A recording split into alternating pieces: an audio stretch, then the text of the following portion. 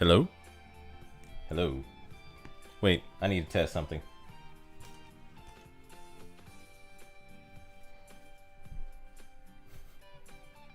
Let me see how the sound quality is.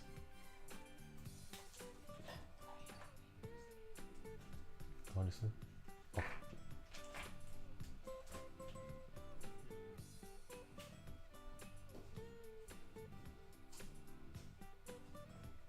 Oh.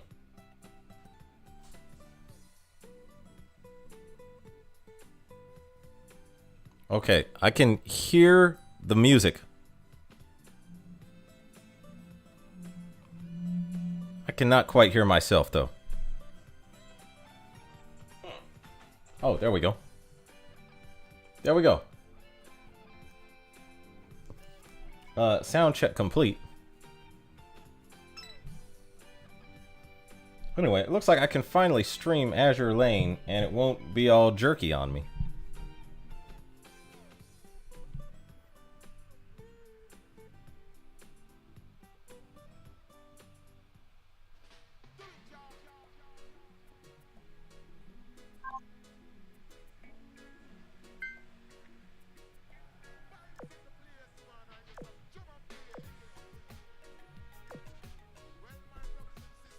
Okay, I don't know how it sounds relative to my voice, because I turned the volume down kind of low.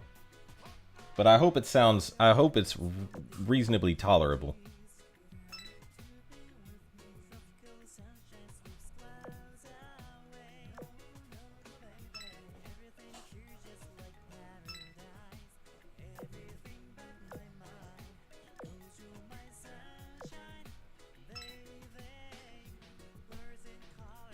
Hold on. Yeah, I'm still streaming. Do you want the lights off? Oh, okay. Oh. Oh.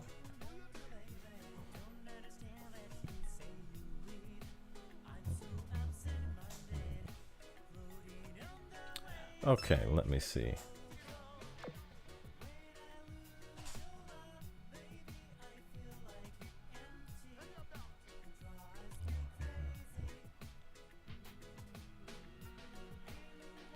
Yeah, there's a lot of ships with skills I have not leveled up yet that I really need to level up.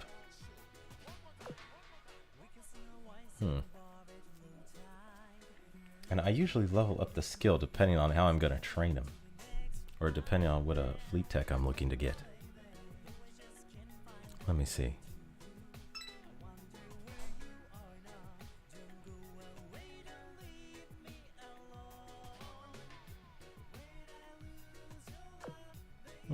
I'll train her a bit.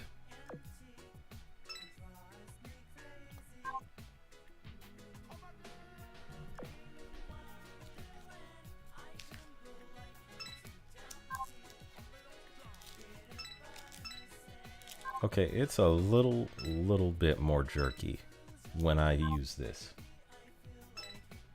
or when I start the streaming, but it's still mostly smooth. I just want to see how the fighting looks.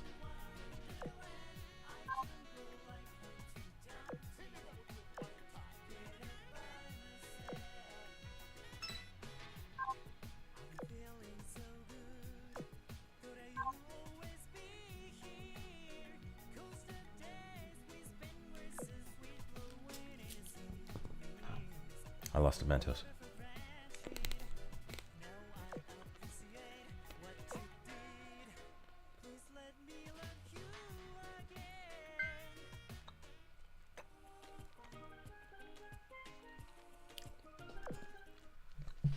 I have been really slacking behind on my Venus vacation grinding.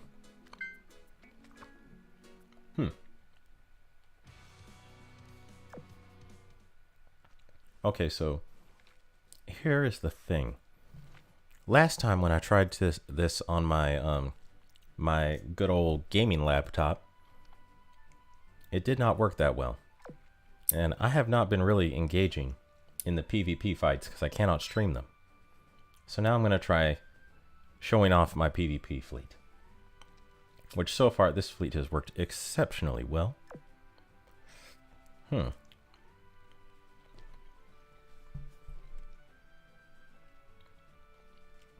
Yeah, when I tried this on the other laptop, it was getting at like 1 frame per second.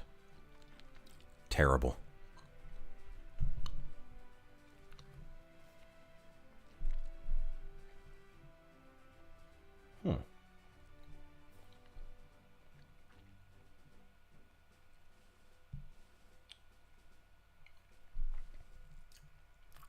Hello once again, Ritus. How are you?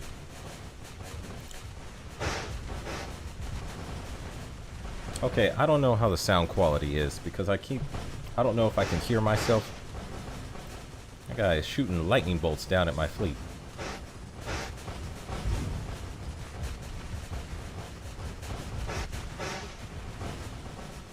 And lasers. Okay, it's still a little jerky. Whenever I hit the stream button, or hit the play button, it starts to jerk a little bit. Nevertheless, my fleet pulled through. In the sight of lightning, hail, and rain, it was no match for my PvP fleet.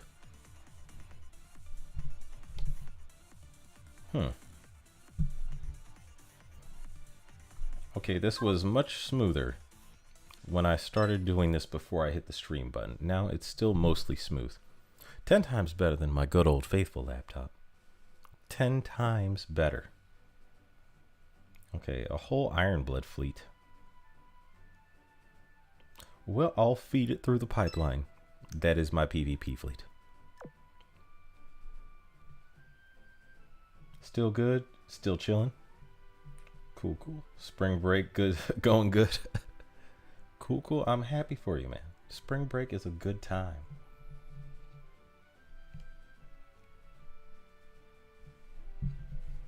I'm going to see if this one... Okay, so another PvP match. My goal is to see... Okay, see, now it's going smooth. Yeah. I can totally stream with this now. Azur Lane streams are going to become a common thing on my channel. Thanks to this. Oh yeah. Kill him. Kill him, PvP fleet. God bless America. Okay. Okay, here we go.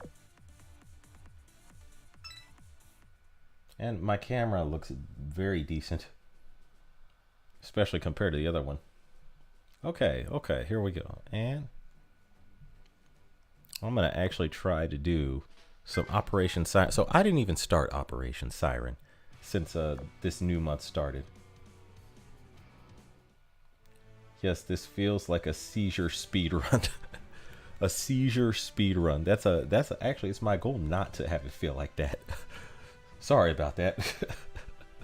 Seizure speed run. Okay, so let me see. What fleets did I have in Operation Siren here? Okay.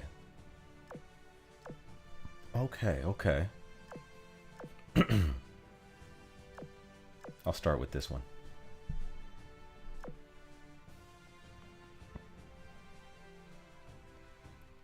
All right. This is the fleet that will draw first blood. Oh wait, I think I have enough for this. Oh wait, confirm. And I always want to get as many of these as possible. Okay.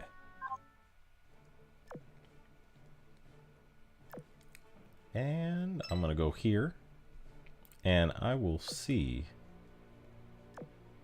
this thing used.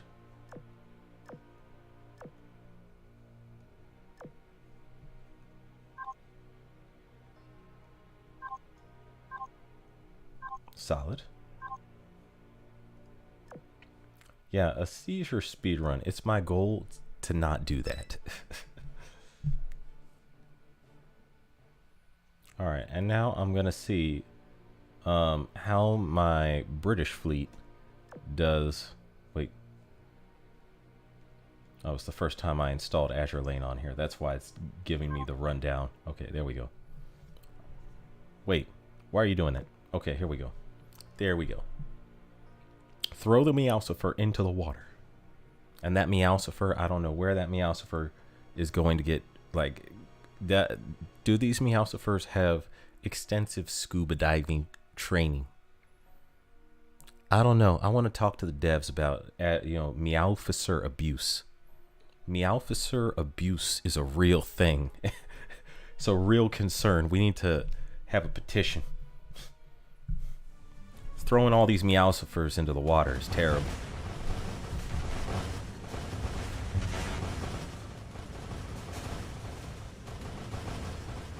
For future reference, if you want to effectively take me out, just show me flickering lights and colors. That will knock me out good.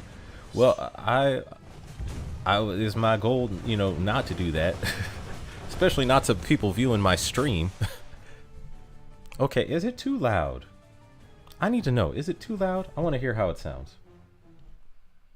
Show me flickering lights and colors. That will knock me out good. Well, okay, that's perfect. The volume sounds good. Okay. The volume sounds good. At least it sounds good to me. If there's a problem in your end, anyone viewing right now, let me know if there is a problem on your end and the volume is like too loud or something. Either the volume of my voice or the volume of the game.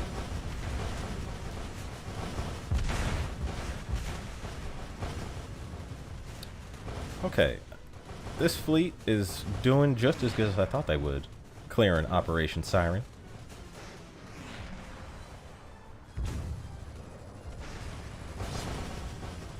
Yeah, and it's smooth enough to stream. I'm happy with this setup.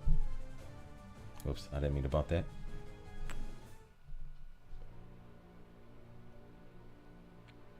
Oh, nah, the volume's fine. Okay, thank you. Thank you.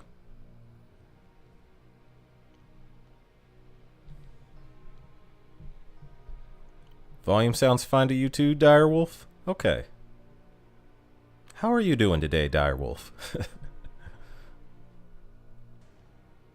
Yeah, is my goal to start streaming Azur Lane, and I couldn't with my old laptop, and I think the reason why I couldn't, it was all jerky.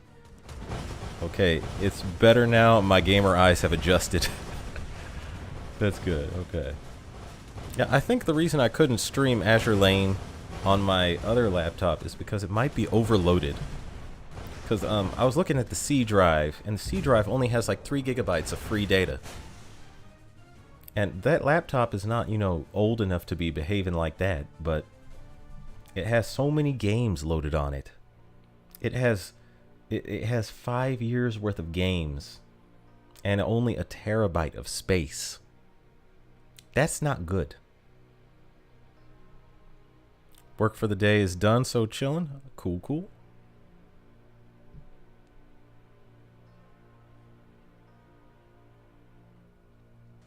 Yeah, that laptop, that gaming laptop, now I think about it, I probably, if I rebooted the hard drive and wiped it clean, it might function well. I'm just not willing to do that. I haven't rebooted the hard drive on that thing for 5 years. I put so much work into that game, and all the mods I've uploaded onto that laptop, all the game mods I have for the games I play on that laptop, that's so many memories. So many memories.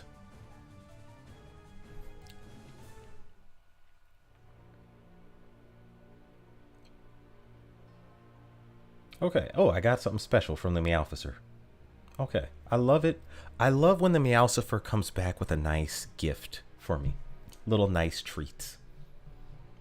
I wish you could give the Meowscifer a treat in kind. But the best thing you can do is feed that Meowficer another Meowficer. It's the best thing you could do to reward them for their good work. Cannibalism. Cat cannibalism. It's horrible. Hee. Mods, you say? Oh yeah, so many memories. Actually, Ritus, you know exactly what I'm talking about. You know exactly what I'm talking about.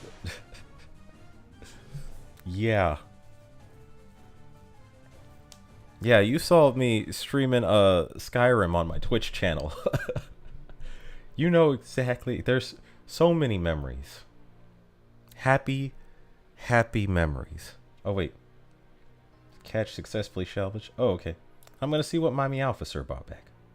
Actually, no, wait. I'm going to wait until it's over. I'm going to wait until he's cleared the whole map. And the fleet has cleared the whole map. And then I'm going to find out what that Meowfisser got me. I'll never forget the excellent furniture and gorgeous mountains of Skyrim. Yeah, those mountains were just so mesmerizing.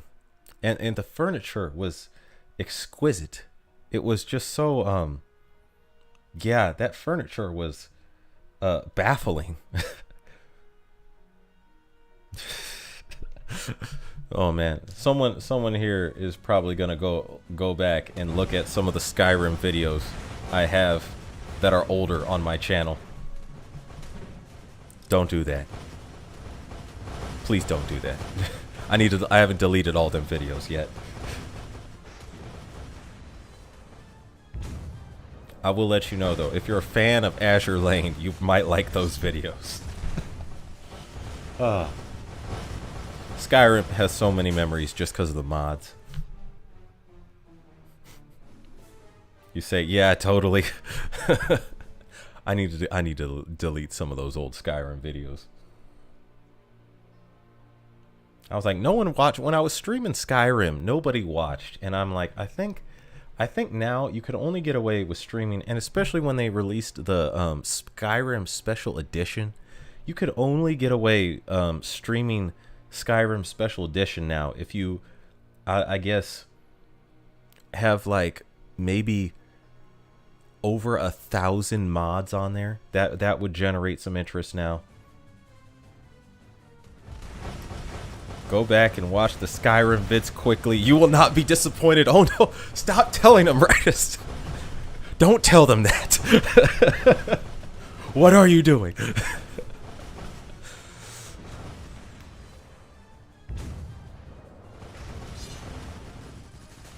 I am hoping Starfield isn't a buggy mess, but I don't trust Bethesda. You know, Bethesda, the peak of Bethesda really was Skyrim.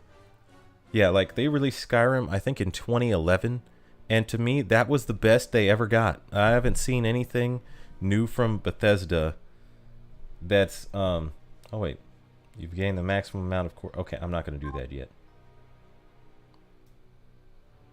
Oh, I got a golden Meowfisser. So the Meowfisser went back into the ocean and brought me another Meowfisser. How about that? Oh wait, you've effectively gathered a community of weebs.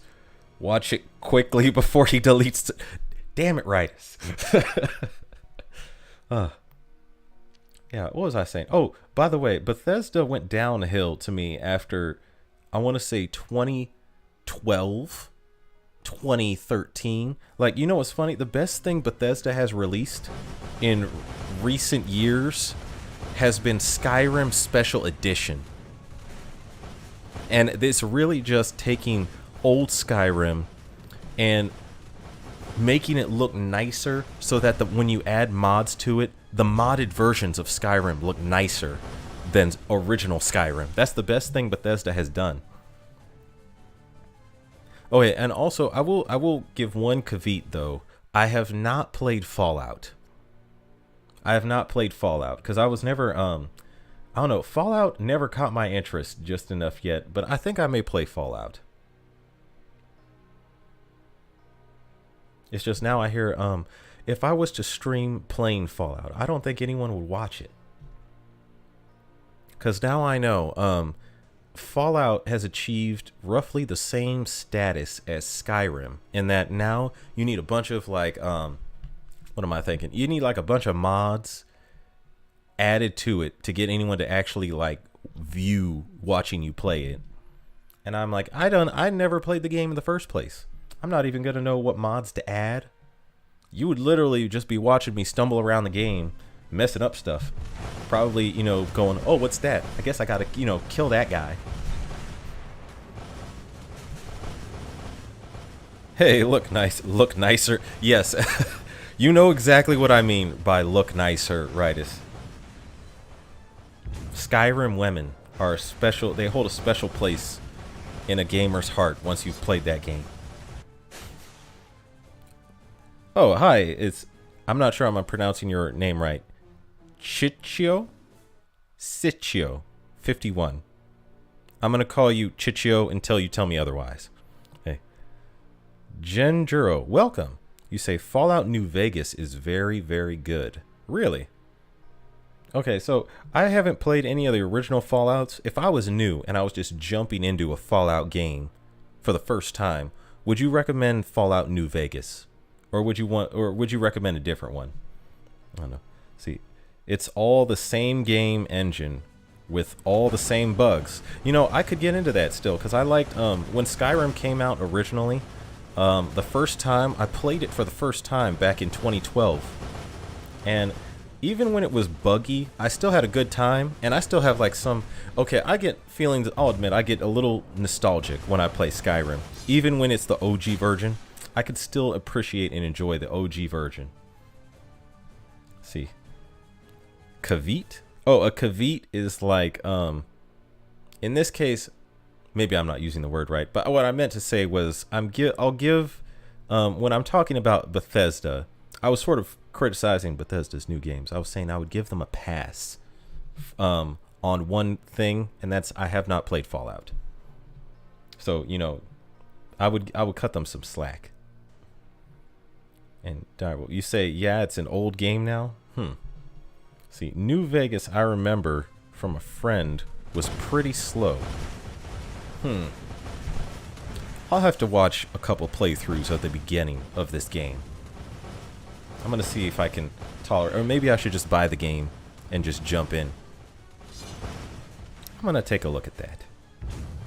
See, New Vegas is definitely 3D Fallout experience, I'd say. I don't know too much about Fallout 4 or its mods. See, Fallout 4 is the one I've been hearing a lot about. I don't know if that's the same as New Vegas. Like maybe New Vegas is a DLC or something. It's pronounced Chichio. Okay. Chichio. Chichio 51.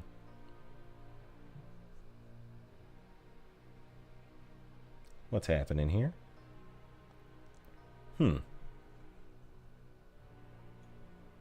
Siren threat has been eliminated from this sector. Something different is here. Yeah, there was one. See, there was two other games I was thinking of trying to stream. After I tried to stream Wolfenstein all the way through, because one thing I've noticed is if you make a video of like I did a full playthrough of Wolfenstein, and I did literally all the Wolfenstein games up to I think it was the New Colossus. I heard the Wolfenstein games after that are progressively bad. The Wolfenstein, and I saw the preview for the next game in the series, and I did not want to play it. I was like, because the person I wanted to play as was BJ Blazkowicz. He is the main character. Instead, you play as Blazkowicz's daughters. And I was looking at the preview, and I was like, I don't know why. This just doesn't really interest me. Say, good old Wolfenstein. See, New Vegas is, you could say, a spin-off of Fallout 3. So it's an older game compared to Fallout 4. Okay. Okay, if I was new to Fallout, would you say Fallout 4 would be just as good to start out with as if I was to start out with, say, New Vegas? I'm curious, because I've been looking at buying a Fallout game, and then another part of me was thinking of just streaming Witcher 3. Witcher 3, Fallout. There's a couple other ones on my mind. Oh, there's the latest Rainbow Six game. Obviously, Blazkowicz, also known as Chad Incarnated. Yeah, Blazkowicz is a super Chad. He's basically Nazi killing super Chad. He's like, it's like, imagine Captain America, but instead of having a super soldier serum, he just is a super soldier. Like Blazkowicz was born a super soldier. He came out of the womb just like literally like clickety clack. Where are the Nazis? That is BJ Blazkowicz from Wolfenstein. Oh, and you know what's also funny? Supposedly, BJ, according to the Wolfenstein timeline, Blazkowicz was in Germany, you know, fighting the Germans before the war even started between Germany and the U.S. Like before we had, well, not technically before the war started, but before the Normandy invasion. I never get anything good out of these, oopsie daisy, out of these little switches. I never have gotten anything worthwhile. I'm like, what's the point? I'll still do it. But that's because I think I saw one guy get something, like good from it when I was watching his stream. I don't remember what it was though. Did he get a gold Meowficer? I don't remember. See, yeah, boy, Witcher.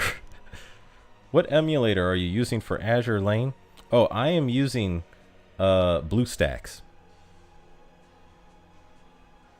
I'll use an energy storage device if I got one. See, Blazkowicz is just built different. Yes. Yes, that is the epitome of Blazkowicz. Okay, never mind. You cannot get a Meowficer from these things. You get... That's what I need. It's you start out getting the coins you could spend at the shops. That's why I do this in the early stage. I keep forgetting. I haven't swept through Operation Siren because it was kind of a grind to me. I was like, eh. Also, I haven't fully tested out this Japanese fleet yet. Yeah, but Blazkowicz, imagine if Captain America never needed a super soldier serum, and that's Blazkowicz. There's nothing here I can buy that I really want to buy. How frustrating. Oh, also, see, if you're looking to get into Fallout, I don't think you'd go wrong with either 4 or New Vegas. I'd try out both. Okay. Okay, so I think I would try out 4 first. If I was to get into one of them. Whoopsie daisy. I'm gonna see what my Japanese fleet does here. IJN faction, go. Oh wait, my Meowcifer is not fully trained up on that fleet. That's okay. I will just send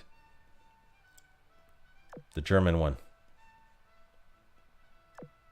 to go be the Meowcifer that gets thrown overboard. This Meowficer abuse, I swear, is a terrible thing. Captain America on meth. Yeah, that is a good example of Blazkowicz. Captain America on meth. Captain America, not only Captain America on meth, but Captain America, after he got hit in the head really hard and spent 15 years in a hospital watching the world go by and has gone partially insane and has developed a tiny bit of psychosis. Not psychosis, psychopathy. He's a little bit of a psychopath. I mean, to be fair, he was sitting there in the hospital for 15 years watching stuff go by, and then he sees this very beautiful Polish nurse treating him, because he's in Poland, trying to, you know, nurse him back to health. And she, like, he's like, oh, she's all right looking. And then he can't say anything or do anything to her because he's just sitting there and he's like watching her, you know, clean the drool off his mouth, because he was in like he'd been hit hard, and then he was basically a human vegetable, but he was still conscious. So he couldn't talk to her or nothing. So he's just sitting here watching her, you know, clean the drool off of his face, and like, you know, force food down his throat. And he's just like, damn, she's fine. I wish I could say something for 15 years. Just 15 years of that. And then the thing that snaps him out of his psychosis, or not psychosis, his vegetable brain state, is then he sees the Nazis raid the hospital and they start beating this nurse. because she's Polish. And then he wakes up and he's like, oh, hell nah. Click, clack. Give me that gun. I gotta save, Captain America button activated.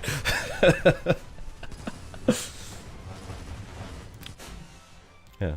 You should try LD Player 9. I think it is a lot lighter and your PC can surely run it better because the stream is still a little laggy. I got very good results with my PC. Okay. So I tried LD Player 9 on my other laptop, which to be fair, I've not tried it on my notebook here. But I tried LD Player on my other laptop. And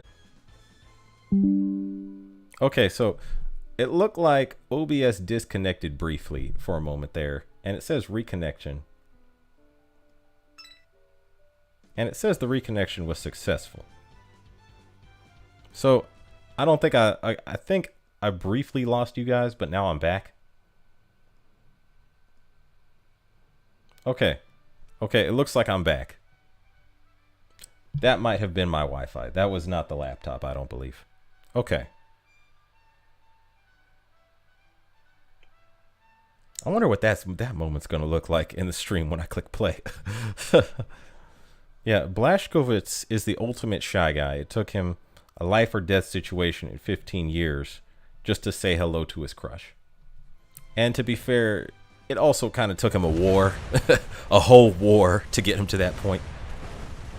Stream was down for about a minute. Okay, yeah, it showed up here too because it said it gave me a notification saying OBS has disconnected, and then it was reconnecting for like maybe a minute or so. Okay.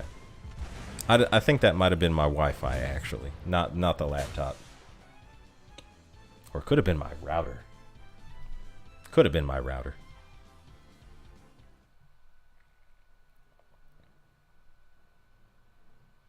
I gotta say, all the electronic equipment I have, in some way, shape, or form, may need to be replaced, with the exception of my laptop.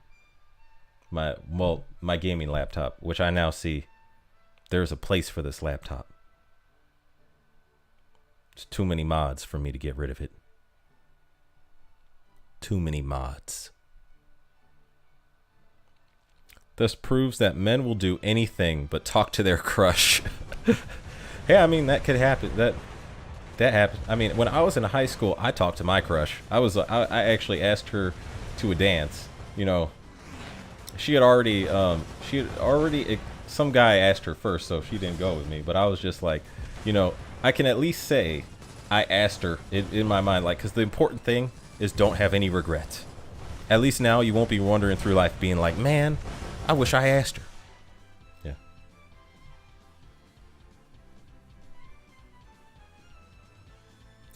When do you think we're going to have a new UR ship? You know what? That's the thing. I was expecting a new UR ship maybe like, I would say near the end of last month. And now I don't know.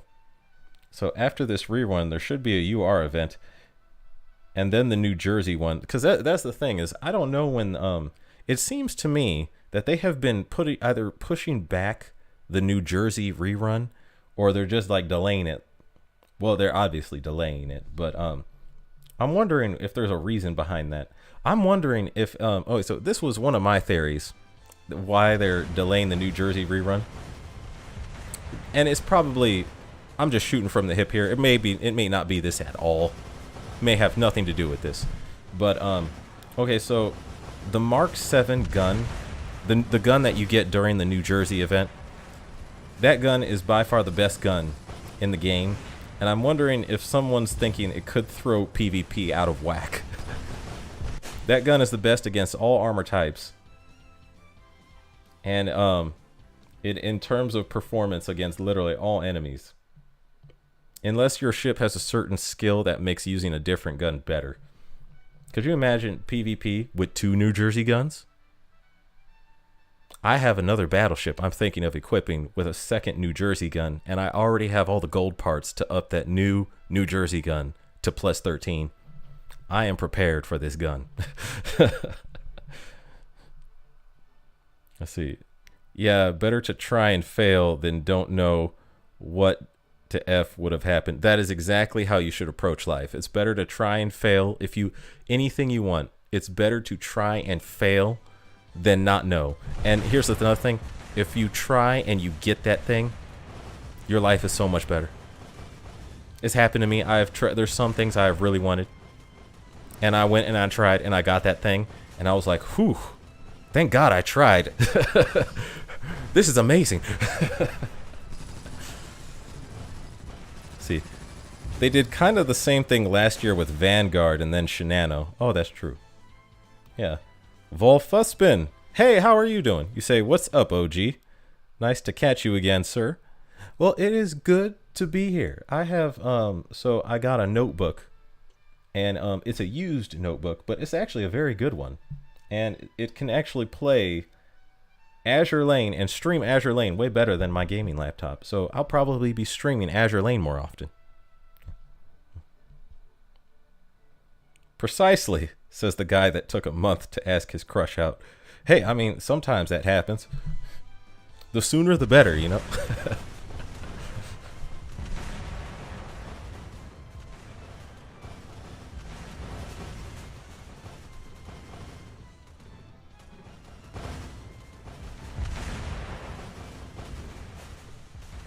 Yeah, me. I was like, I remember in junior high, I also so in junior high for me, the equivalent of asking your crush out, it wasn't to a date. You would ask them to dance at one of the school dances, and I did ask my crush back then, and she knew I liked her. It was obvious. She was like, "I'm sorry, I don't feel the same way." I was like, "Ah." But you know one thing I took away from that is, you know, I actually am glad I did that, because now I can like, no matter what, I will never regret this moment. You know, and the only people that live with regrets are the ones that don't ask. On the other hand, there have been other times where I've asked, you know, a woman to dance, or a girl I had a crush on to, you know, go out on a date, and they said yes. And it went very nice. It's like you look back on all those times, and you know, sometimes you'll get rejected if you ask your, you know, a girl you're interested in out, and that happens. You just have to accept that. But sometimes when they say yes, that's very nice. Yeah.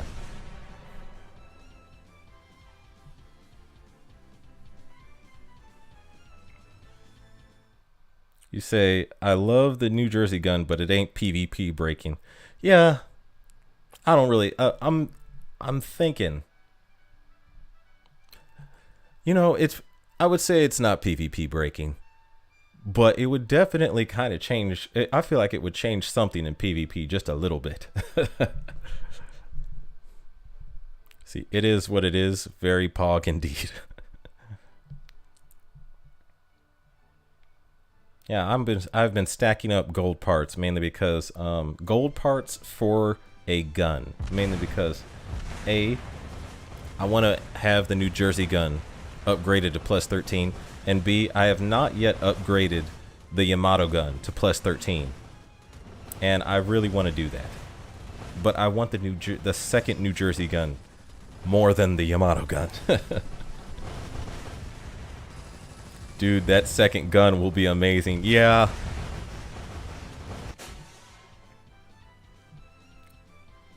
The amount of burn damage will be staggering.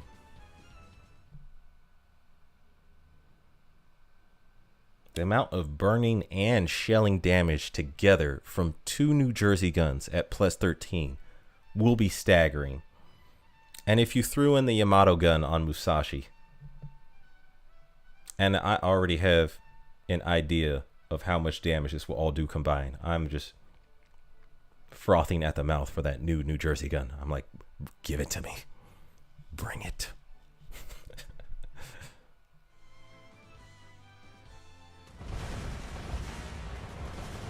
See, you know, one thing, I like Chikuma more than Azuma.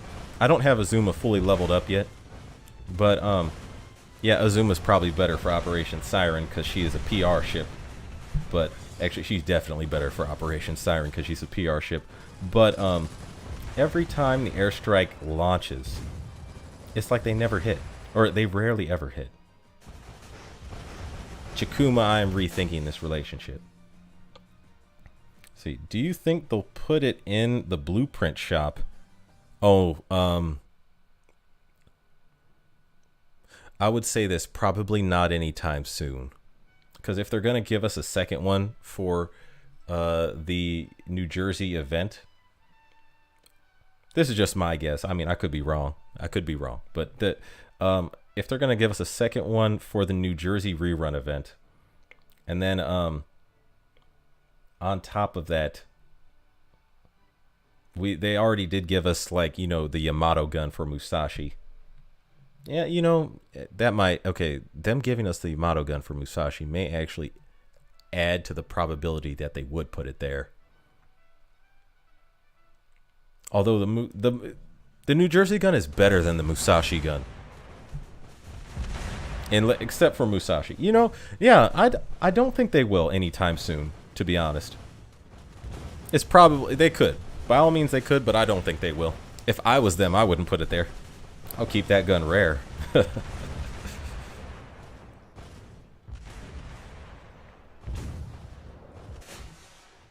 Yeah, the Mark 7 is definitely my favorite gun.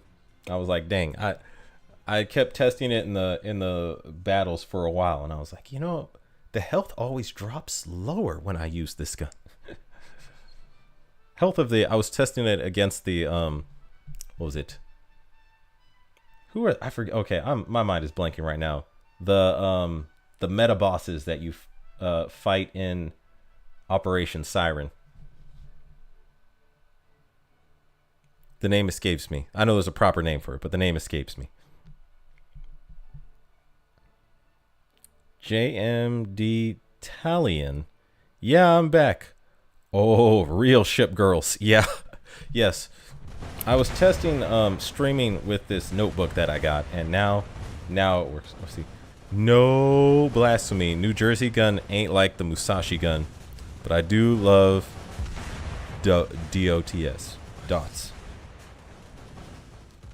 Oh, I mean, the New Jersey gun is better than the Musashi gun, except on Musashi. Then it's better for Musashi to use the Yamato gun. Except on other ships too, depending on their skills. But if you have just a battleship with like all the skills poured into just its main gun damage, and like no skill proc on the gun damage, or no skill procs when you fire your main gun, the New Jersey gun, thanks to the burn damage and the shelling damage combined, is better than any other gun in the game for all armor types. I have done the tests. My first video was me testing this out. I was like, because I compared it to the twin 457mm, and which is an AP gun and a rainbow gun. So I was like, it should do more on medium and heavy armor, but and it only does more when you at the end of battle, when it shows you the damage score of each ship. It does more there, but then if you use the New Jersey gun, the ship you equip it to, it will do less damage on the score rack, but the health of the enemy will drop much lower. And the reason for that is because it doesn't count burn damage in the score rack.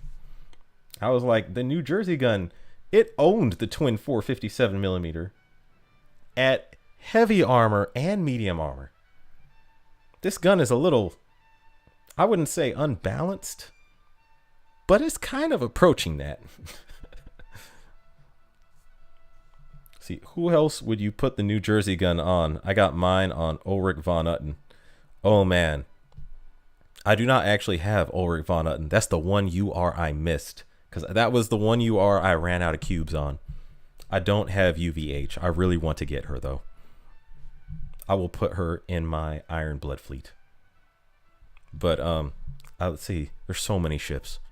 Okay, one time I was putting it on North Carolina, even though North Carolina is a weak battleship, but you can get her firepower stacked really, really high so that she does insane burn damage. I mainly put it on her because she's my waifu. She's my favorite battleship waifu. is North Carolina. But man, who else would I put it on? Okay, dang, I need to just go into my oh, I would say it does well on also Vanguard. Vanguard does very well with the New Jersey gun. And on top of that, I would also say virtually any ship whose barrage, any battleship whose barrage that fires with their main gun is weak. So say like Bismarck would actually do very well with the New Jersey gun. Washington would do very well with the New Jersey gun. Yeah. Me thinking outbox, set up Musashi gun on Ulrich von Utten fast reload setup for the lulls.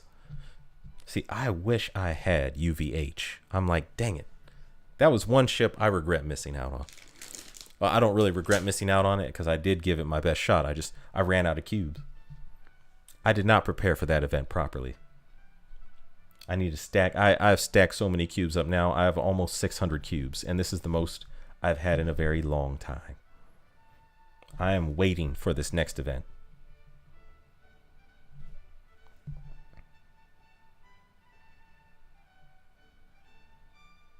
Such proper British music.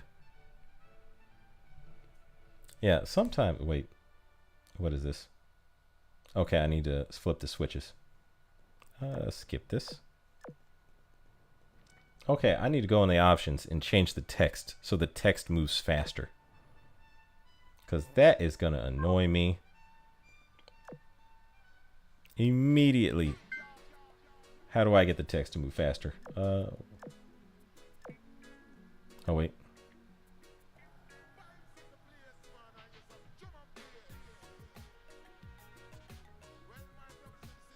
That's what these tests are for. Oh, there we go. Auto scroll text speed very fast. There we go. There we go. Because I always want the text to move as fast as possible. All right. And then you, I will move. Oh, wait. You're already over there. Perfect. Excellent. Positioning, Bismarck.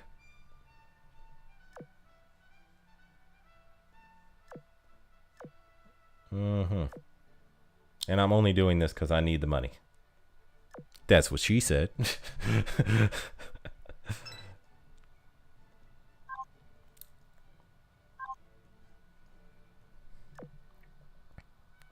Dude, your pool game is bad. No UVH. And it took you so long to get implacable. So you know what? You know what? That implacable was the worst outside of UVH. The thing is, the implacable pull was awful. I actually had the resources for the implacable roll, and it soaked up all of them. I was like, no, don't do that. Yeah, my pull game was bad for UVH, but I didn't have the resources to get all the way to the end. The implacable one, that just soaked up, that soaked up everything. I was like, damn it. All that gold that I don't want to think about. So much gold. So much gold. And cubes. I'm coming back better this time. I'm going to come back like, now I got 600 cubes. You know, 600-ish cubes. And I will have plenty of gold. And oh, I need that. Oh, wait. How do I? There we go. Perfect. I'm going to buy that. And then I'm going to buy these. Bingo. That worked out nicely. Okay. And tactics. Nope. Offensive. Yes. There we go. I love it when it works out very nicely for you in the shop. Like what you need is right there, right next to the other thing that you really need, you know?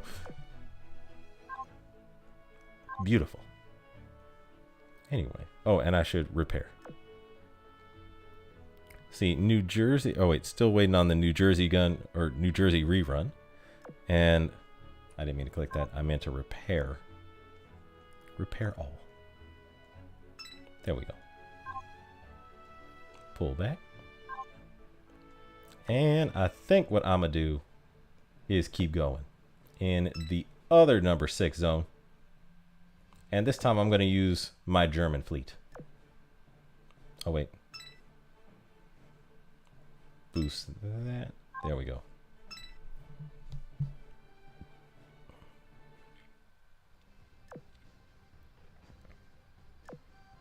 Okay. See, New Jersey gun also works good with Richelieu, Champy. I think you mean Champagne. And then Gasconu, burst preload. Very fun. One button clean fleet for op side. Yeah, actually works. New Jersey gun works well on those. And then also Prince of Wales, the New Jersey gun works very well for her, because if she has a whole Eagle Union fleet and you give her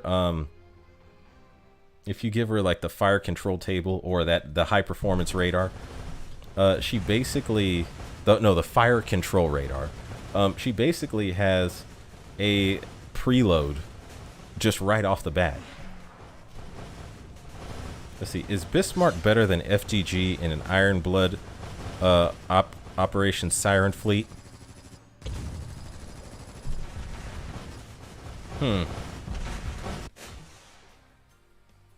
You mean as the flagship? Here's the thing, is if you're using Iron Blood carriers as your 2 other ships,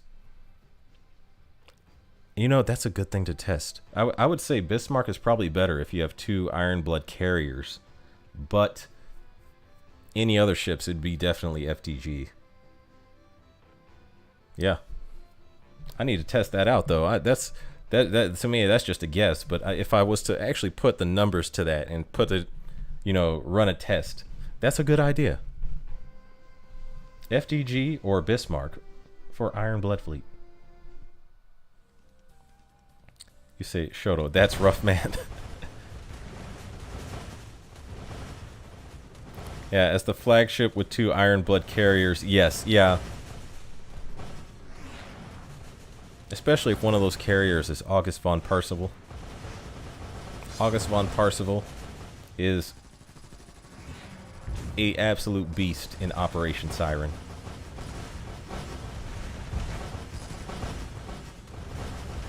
Is the plane in PR5 good? The plane? Okay, which plane was in PR5? Is that the BF-109G? The one that shoots the rockets? Because I think I'm thinking of the Rainbow Dive Bomber in PR4 for some reason, but you said PR5. I think this is the BF-109G. I need to look it up, but I think it's the BF-109G, and that is extremely good if you are not running into any enemy aircraft and you are only fighting light armor or medium armor. It's okay on medium armor, but it has no anti-air abilities. So whenever you have fighters, the fighters will launch, like right now I'm on a map with enemy fighters, so you'll see the enemy planes fly by just now like that, and then when the enemy planes fly in to engage you, your carriers, if they have a fighter, will launch fighters and intercept those planes. Now the only one I have that actually has a fighter that does that right now is Graf Zeppelin, because I gave her the Focke-Wulf 190. But August von Parzival, who does extra damage to cruisers, absolutely benefits from the BF-109G. See, the white ones. Which white ones? I think I'm pretty... Hold on a second. I will stop the... Okay, when this battle ends, I'll pause it, and then I'll go to August von Parzival's loadout. Because I think I have her equipped with that plane.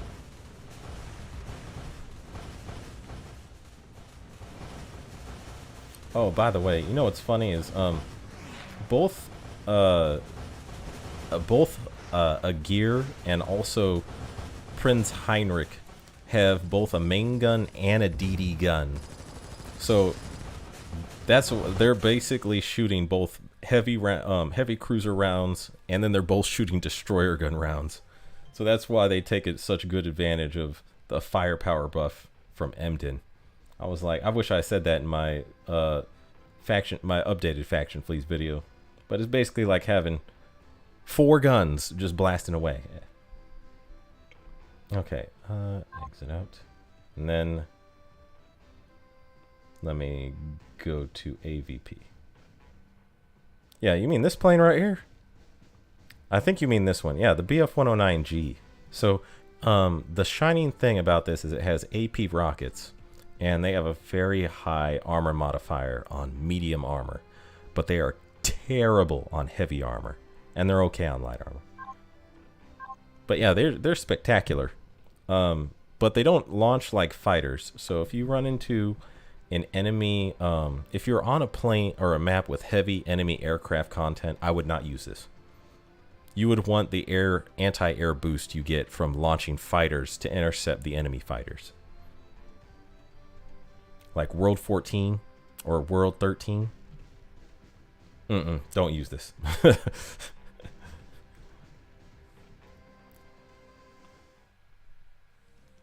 The Sukhois, aren't they PR5 from Chkalov? Oh, you mean those ones. Oh yeah, those are the Russian dive bombers. I need to look at PR5's you know, research materials you get from there. But the Sukhois are actually, oh wait, they're very good on light and medium armor. Their reload is slow. But I would say they're good, yeah. They can do considerable damage to heavy armor too, but not like the other dive bombers. The White Plains, if you're talking about the Sukhois, yeah, they're good. I would get a couple of those.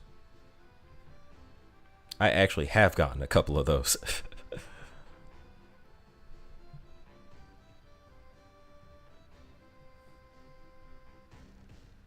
I gotta say, these loading screens were made by dedicated artists. Very dedicated artists that were passionate about their art. You gotta appreciate the work of a very good artist.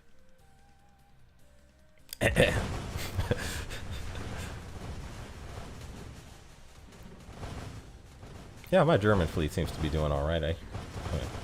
Talented artists, yes. Yes, I would also agree with that. That's why every time they release an event, especially when I'm making videos, I'm eager to see the art. Not just because I want to use it for the, you know, well, I want to appreciate the art, but I also want to use it for the thumbnails of the videos.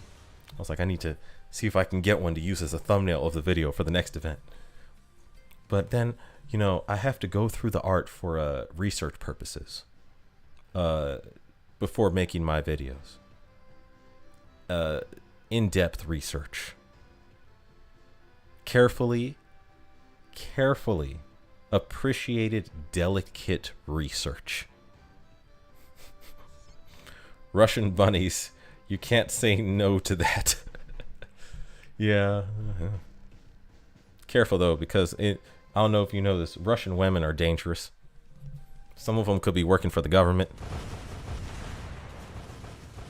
They'll you know, 1 minute you're you know, 1 minute you're with your Russian girlfriend, and the next minute you'll wake up at like, you know, 4 o'clock in the morning hearing a sound, and it'll be like, oh, what is that, Natashka? And Natashka's gonna be there like, click clack, give me the documents. I need some information from you, my friend. Oh, anytime any Russian person calls you their friend in a video game or in a movie, that person is about to kill you. That Russian person, whenever they say my friend, that does not mean they're your friend. That means the opposite of that. That means, you know, I have already decided you are a target. Clickety clack.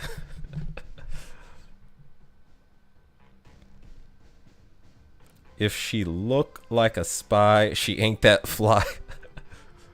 The term I heard was watch out for the honey trap. A honey trap is a beautiful woman who is sent personally to either extract information from you or find your weakness.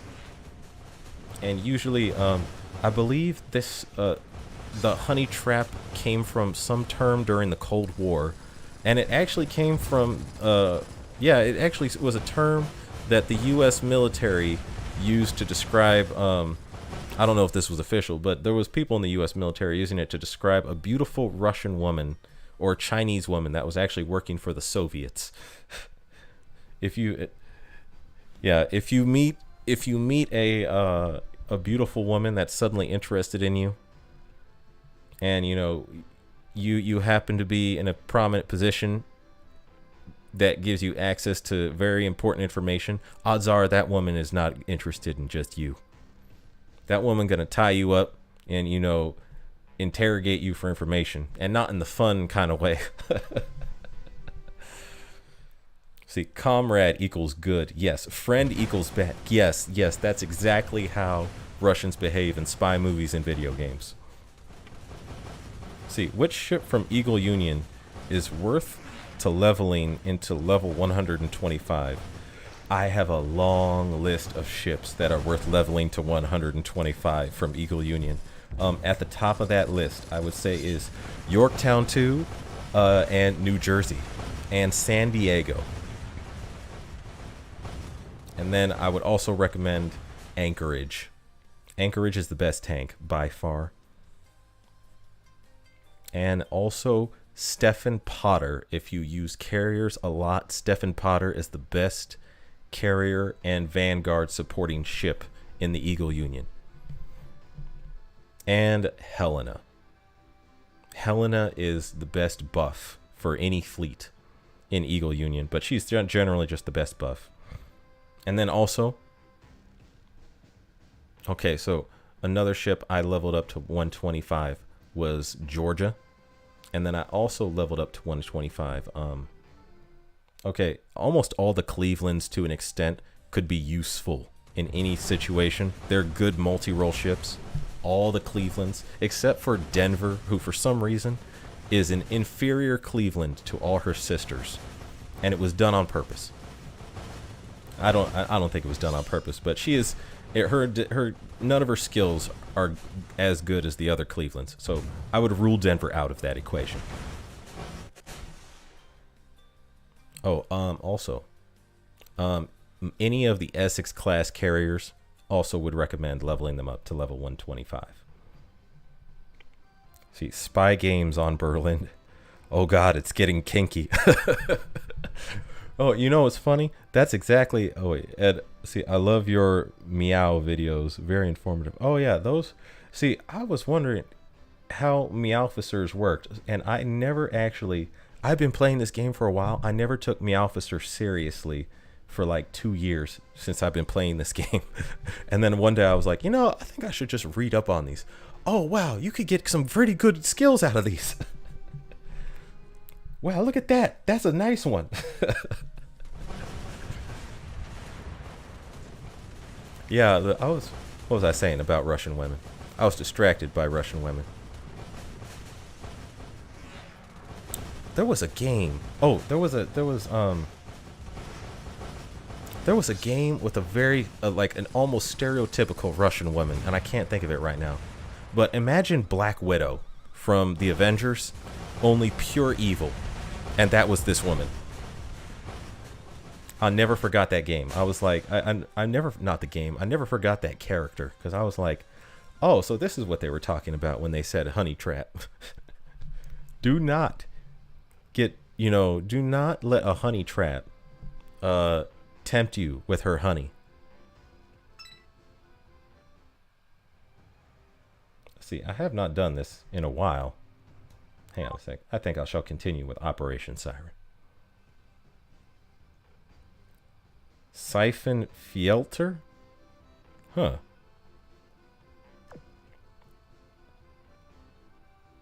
Is that a game?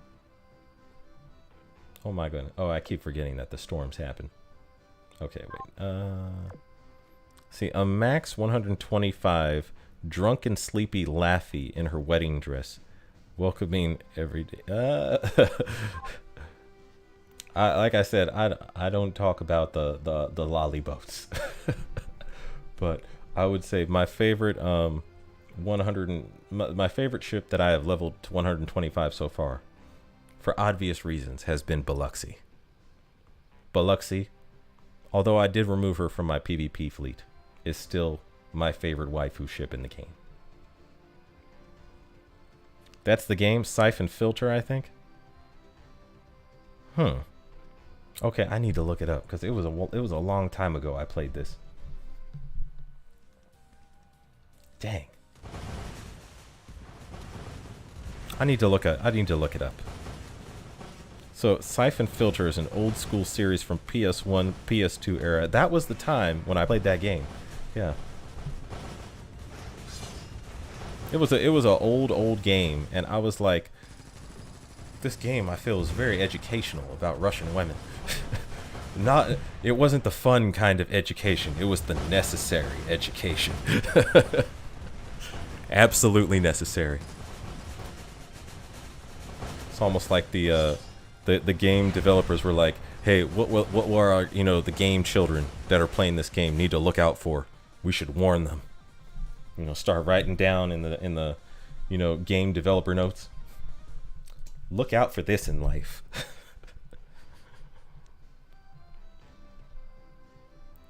What is the pats only? Oh, what is for the pats only? Oh, okay, I see what you're saying. Lollies. Yeah. Okay.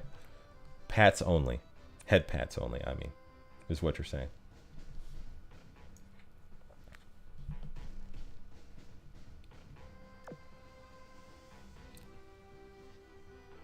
What is... Okay, wait.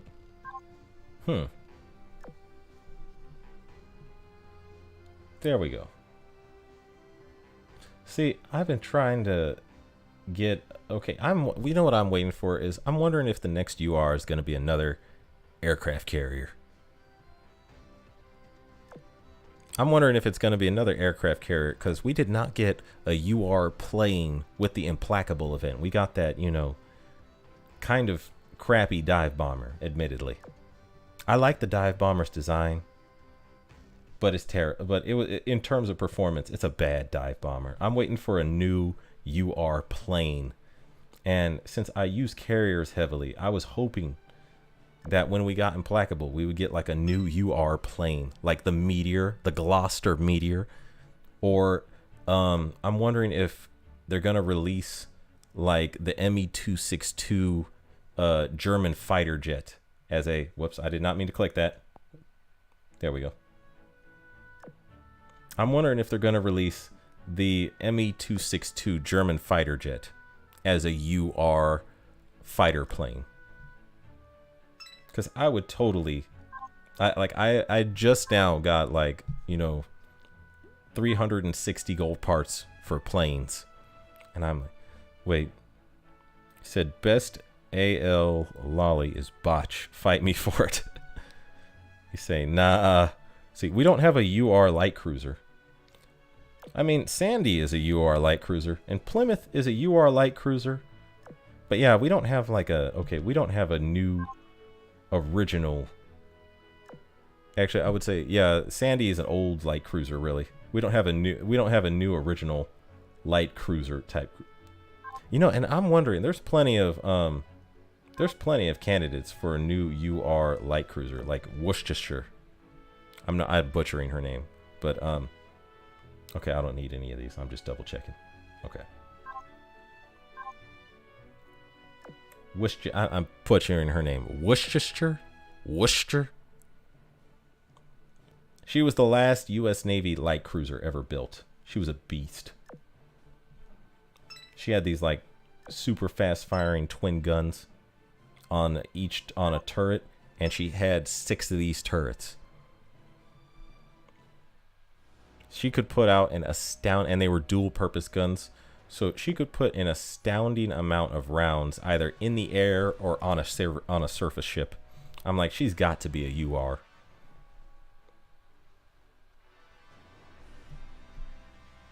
See, Midway someday, but that will be the final one. I could see Midway being the last one to be introduced. I'm excited for Midway, though. I'm wondering if we'll get some, like, American jets by then. Because I imagine she'll be, like, the last UR ship probably released. A UR submarine to rage everyone. You know, I know the Germans near the end of World War II, they built a new class of submarine that is essentially a modern submarine. Like, it stays underwater for, like, months on. I don't know how long it was, but it was like, it was designed to stay mostly underwater for most of the time. Like most submarines in World War II at the beginning, they were basically ships that could submerge when they needed to. But if you look at them, they still had the bow look, and they were still designed. It was like a ship that was designed to just go underwater, just to launch 1 or 2 torpedoes and then come back up and do its thing. But like the Germans near the end, they actually designed true submarines, and they were the first to ever do it. So I'm like, they got to be released. Like, well, if they put those in Azure Lane, those got to be UR submarines. Also, the Polish have one amazing submarine called Orzo. That one, if you look up the story behind that submarine, that deserves to be a UR submarine. It was called ORP Orzo, and I think that means Black Eagle in Polish. But that submarine basically, okay, so it's basically, imagine this. At the beginning of the war, when the Polish got invaded, this submarine escaped the invasion of the Germans and the Soviets, and then went over to, I think, Estonia.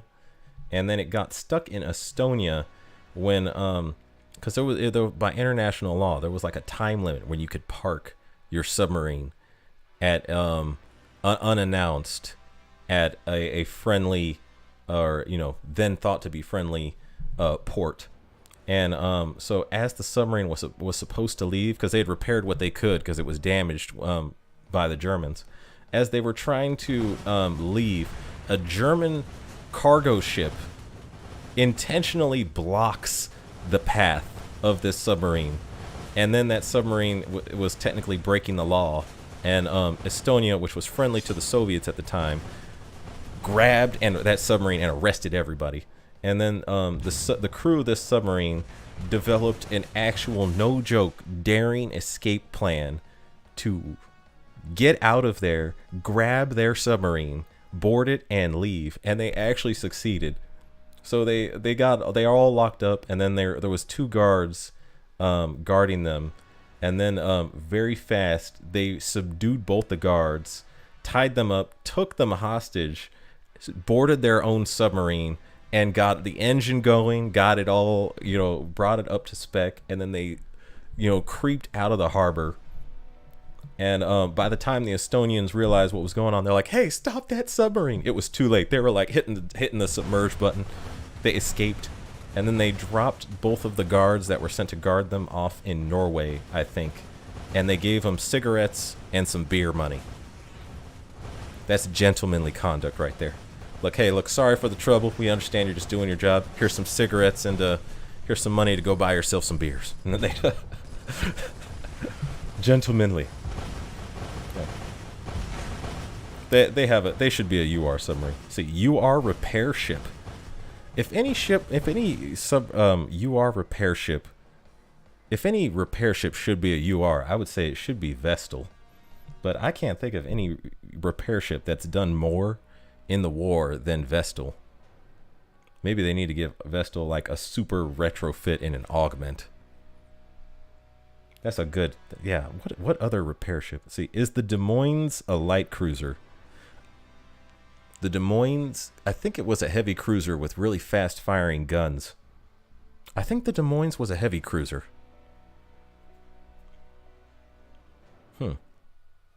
Yeah, I don't believe we have any UR heavy cruisers at the moment, because we just have large cruisers. So a UR heavy cruiser would also be welcome. You are Habakkuk. Oh gosh, Habakkuk. Which one was that one? My memories. Oh wait, Plymouth is obtained from ship development, but not any from ship building. See, you know what I want? I want a light cruiser that was actually built and has like has earned their light cruiser status through like actual World War II lore. That's what I would like to know. See. The Polish exile fleet was top tier. They were the first on the line in every battle. That is very true. Like, to me, I think if we get a UR destroyer, it should be either USS Johnston or the Polish ship Błyskawica. I was like, if the first UR, like, I mean, we already have, you know, 2 UR destroyers in Shimakaze and I think it's Yagure.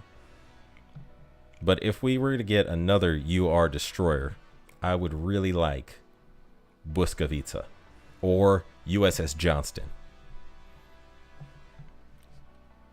See, what is the spelling of the Polish sub? Oh, so it is ORZE. And the last letter, it looks like an L, but it's actually a Polish letter that is only in the Polish language. But if you type in L, it'll show up. So ORZEL. And then put ORP before that. See, a UR heavy cruiser wouldn't stop me from using anchorage, but they've made it worth my...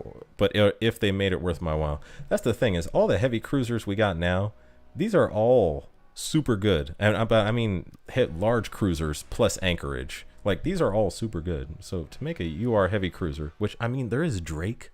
Drake is a UR heavy cruiser, but I mean, like a newly introduced, actual lore-worthy heavy cruiser. Because to me, the two that, if you were to retrofit any of the existing heavy cruisers into a UR cruiser, to me, the only two, maybe three.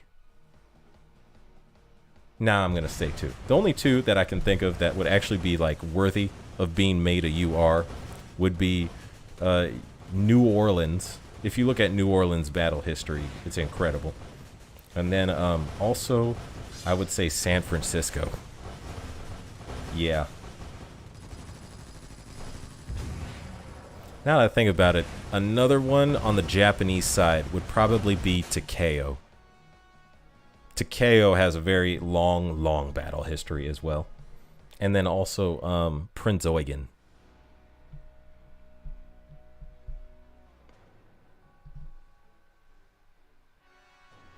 Yeah, I'm just thinking, I'm like, now I think about it, all the heavy cruisers they could, if they were to reintroduce a whole new heavy cruiser, Des Moines would probably be a UR.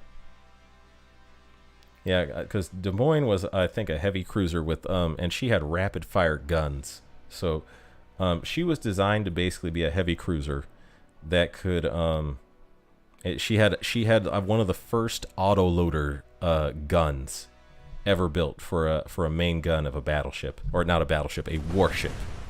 So Des Moines would probably have like main gun ×3 for a heavy cruiser. I'm not saying she would, but it's just, if I was making this game, if I was one of the devs and I was to introduce Des Moines into this, I would give Des Moines, you know, main gun ×3. The same as Plymouth, who has, you know, she can fire her main gun 3 times. That would be the skill I would give Des Moines. I would also probably give her... Oh, no. Actually, that's probably where I would start. I don't know. I need to look up more of Des Moines' history. See, can't we make NO2? Oh, New Orleans. New Orleans too, but San Fran would be nice for a retrofit. Yeah, I would like to see New Orleans get the retrofit, mainly because I like New Orleans more than San Francisco. At least the waifu to me of New Orleans looks... I don't know, she looks very nice. She's one of my favorites.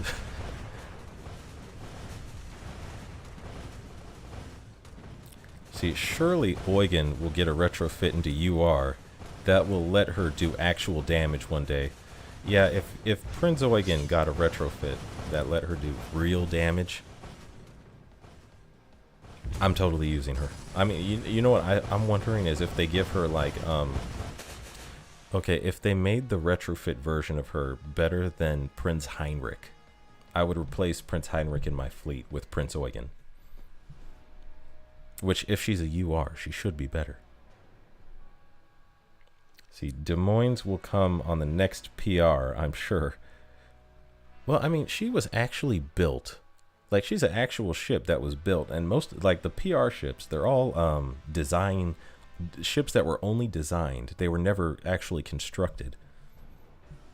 If Des Moines is a PR ship, I mean, I would be like, that would be a little out of order for me. I'd be like, wait, so all these other ships that never got built are PR ships, and then Des Moines is the one that got built. Like, to me, I was also thinking it's possible they may make Alaska a PR ship, because she was a large cruiser, but she was also actually built. Yeah, everyone thought that when the U.S. faction UR event was going to be, when we got Yorktown 2, almost everyone, at least all the YouTubers I watched, thought it was going to be Alaska.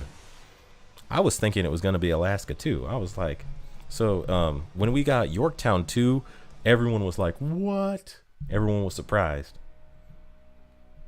I was like, all right, I'll roll with it. See, but Des Moines is like a flagship in World of Warships. Yeah, maybe. Des Moines is, I have Des Moines in my World of Warships account. Des Moines is a beast. If you get zeroed in on an enemy and you can just keep lobbing the guns, Des Moines is an absolute beast. Say, yeah, maybe Alaska. I'm wondering if we're gonna get Alaska in one of these UR events this year, but that would be like maybe at the end of the year, because they already did a USS faction UR event. Once we got Yorktown 2, I knew Alaska's not coming anytime soon. I was kind of hoping, okay, I'm happy with Yorktown 2. And at the moment, I already spent resources developing Anchorage. So I'm okay with them putting this off for a while. I want to use Anchorage.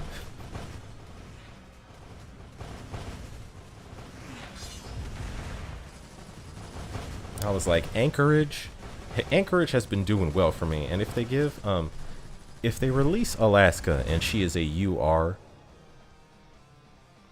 I will only oath her if she's better than Anchorage. But she should be better than Anchorage. It's just Anchorage is like, wait, isn't your front line slow? Do you use a destroyer as an alternative ship? Oh, hey, Ayush Extra. Oh wait, do you mean my front line for my Iron Blood fleet? Here, I'll show you something. I'll show you this. They're not actually that slow, and there's one reason why. Two reasons, technically. Okay, wait. I'm gonna wait for this to load, or I'm gonna wait for this battle to happen, and then I'll show you. So actually, I'll just tell you. So yes, Emden, Agir, and Prince Heinrich are all very, very slow ships. But if you watch them, when you could watch it right now when they battle, they're not moving too slow. And the reason for that is because Emden has 2 advanced boilers, and Prince Heinrich has the cosmic kicks, and all 3 of those gears will boost their speed up enough so that they are not slow. So look at them; they're just moving around, you know. Decent mobility. Are they slower than some Vanguards? Yes, definitely. But if you look at them, they're moving all right. It's like more than enough mobility to play around with.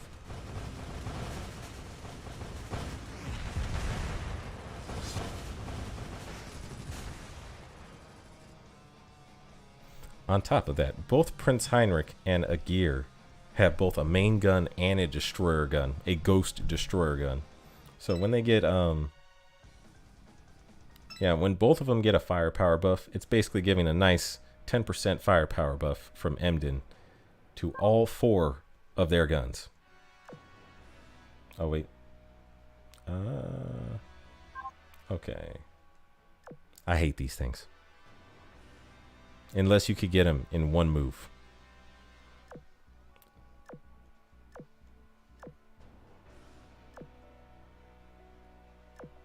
Okay. Where did my fleet go? I will bring you over here. See, they may send the last Richie sister as a UR. It's called Clemenceau. Oh, okay. I mean, France... When was the last UR French event? We haven't gotten one in a while.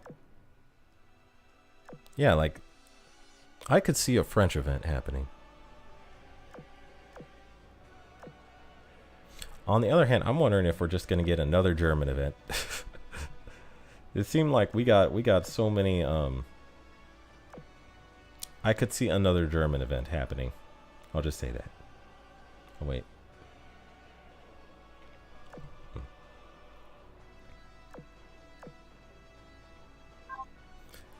Because for some reason, the devs... Oh, wait, let's see.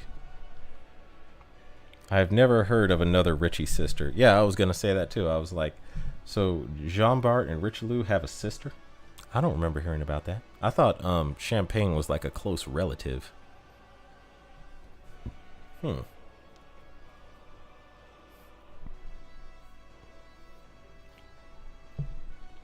See, I have Rune, the other Rune, and Z23 in mind. They are pretty slow. I might have to copy you and put an engine on one of the runes. Yeah. Actually, if you're using Z23, if you put 2 advanced boilers on Z23 and she's in the middle, she will still stay survivable, but she also serves as a nice boost to the speed of your Vanguard.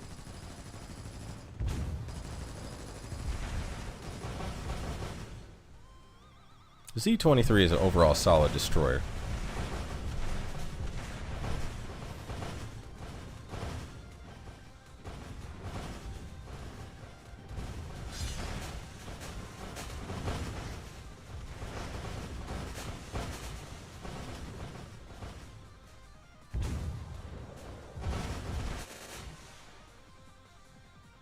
Okay, here. I could show you actually what I have this Iron Blood fleet loaded out with. Hold on 1 second though. I'm just waiting for it to load. And then I'm going to collect that.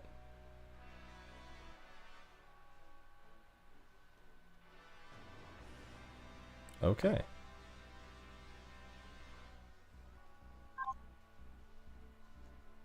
And here we go. Yeah, so I've just found in most cases trying to use Bismarck on heavy armor is not really that good. So if you have medium or light armor, she's good with this gun. But yeah, this is what I have them loaded out with.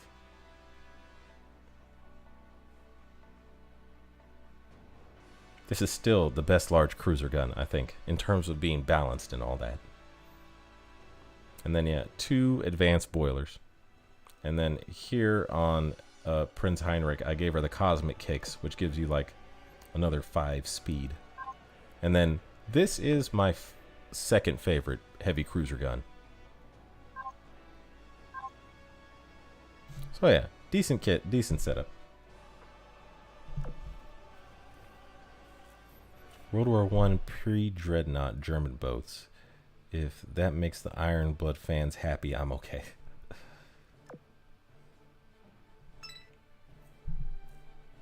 See, if they do that for Iron Blood, then we need USS Texas for the win. That is what I'm waiting for on the USS side. Is I'm waiting for USS Texas. I'm really waiting for USS Texas.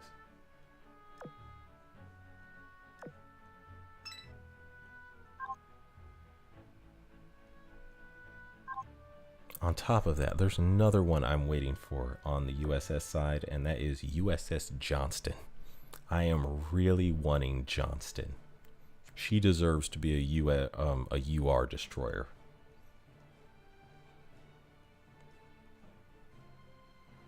Okay, I think I'll just go over here.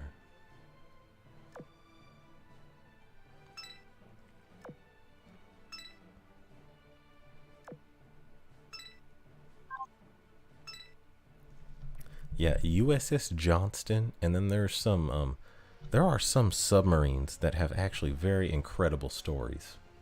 That would totally be awesome. Oh wait, I'm gonna try using my American fleet for this one. Oh wait, there's a me officer. Okay, wait.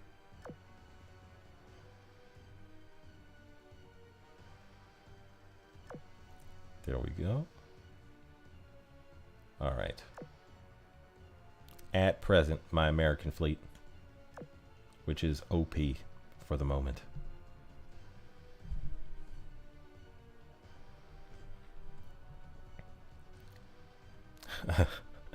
When they do Texas, she better be stacked with some boots on. You know what? I'm wondering if USS Texas, because I imagine if they introduce USS Texas into the game, she's got to be a cowgirl. Like, somewhat tomboyish, but stacked, yes, with cowgirl boots and 2 6-shooters. Like 2 Colt 45s, bare minimum, and a cowboy hat. She needs to, and maybe a sheriff's star on her chest.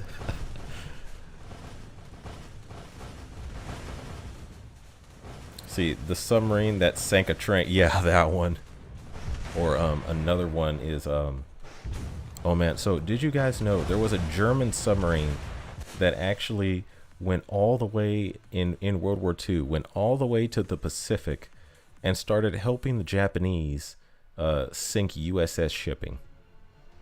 Like sink a, that's ridiculous to me. I did not know that there was a German submarine in the Pacific fighting alongside the Japanese. Or that one Japanese submarine, this would probably be like a meme ship, but that one Japanese submarine that went all the way to Germany, and then on the way back, it took a long, perilous journey all the way over to Germany. And it brought the Germans some trinkets, and it took back a bunch of, then top secret German technology to give back to Imperial Japan. And then it traveled all the way back to Imperial Japan just to get sunk by friendly fire because they thought they saw a new submarine show up and they thought it was American. That would be a good meme ship.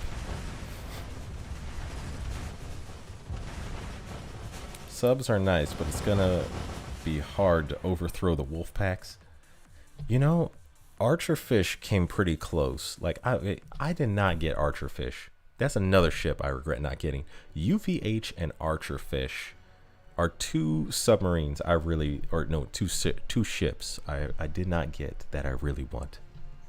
But Archerfish is like she came pretty close because if you team her up with Cavalier and oh gosh, what is the other one? Albacore. She's actually very good. Like the USS submarine fleet with those 3 is, I would say, comparable to the Wolfpack. See, Texas needs the reverence as Mikasa got. Yes, I agree. She needs the same reverence. You know what was funny to me is that the USS faction doesn't have an official leader in Azur Lane lore. Like for the Iron Blood it's Bismarck. For the IJN faction it's Nagato, and the USS faction doesn't have a leader yet. And I always thought that lore wise, I always thought the leader should be Washington. That would make sense to me. But I guess they don't have a leader, not even in any of the Azur Lane comics or manga. They even say that they're like, who's the leader on your side? And they're like, oh, we don't have one yet, so we're just sending, And I was like, it should be, technically it should be Enterprise, but all the other factions have battleships as their leaders. And I'm like, for Eagle Union, if it's going to be a battleship, it should be Washington or probably Texas. I could see it being Texas.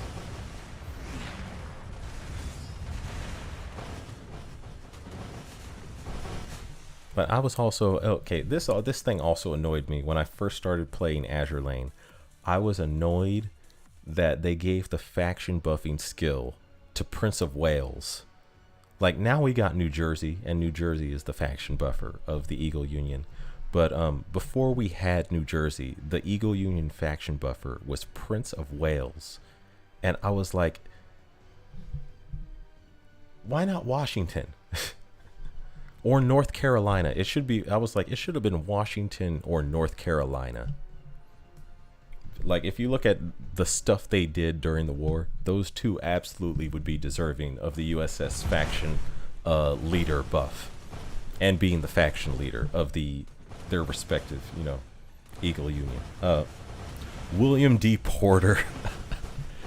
That ship has the weirdest destroyer history ever. So William D. Porter accidentally almost sank, or almost fired a torpedo at the President of the United States. And then it had a series of very bizarre, very bad accidents, and it wound up sinking with no loss to its crew. William D. Porter is a weird destroyer. I could see that being a good meme ship. William D. Porter.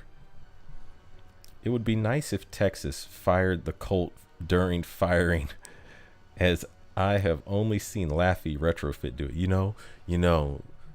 I hope the devs are thinking about this. They need to write that down. Yeah. I would love to see USS Texas like do a double shot with 2 Colt 45s when she fires her main gun. That would be awesome. Admiral Chin Lee for the win. Let's go. Admiral Chin Lee. What am I thinking of? What is that from? Admiral Ching Lee?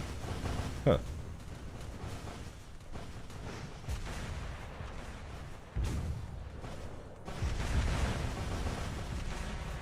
Yeah, I was like, I remember when I first started, I was like, why does Prince of Wales have the faction buffer skill for the Eagle Union? It's not an Eagle Union ship. Like, I love the British, but I'd rather the faction buffing skill be on an American ship.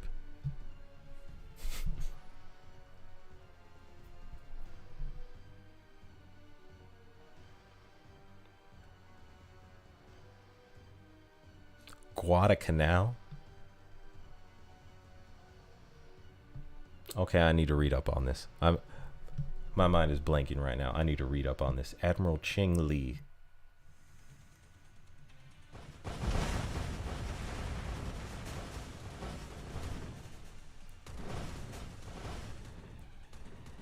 Oh wait, was that the guy in charge of Washington?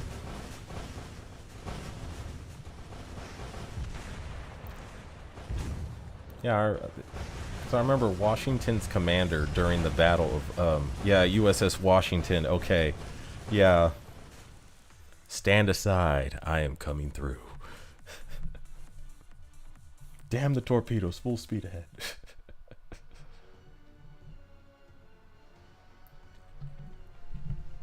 Yeah, that guy apparently, he lived his whole life shooting guns, and he was very good at marksmanship, and he somehow translated that into battleships at sea. That guy was like, I cannot think of a man that was ever born to be a ship commander more than that guy. That guy literally came out. That guy is like the real life B.J. Blazkowicz of ships. Him and Bull Halsey.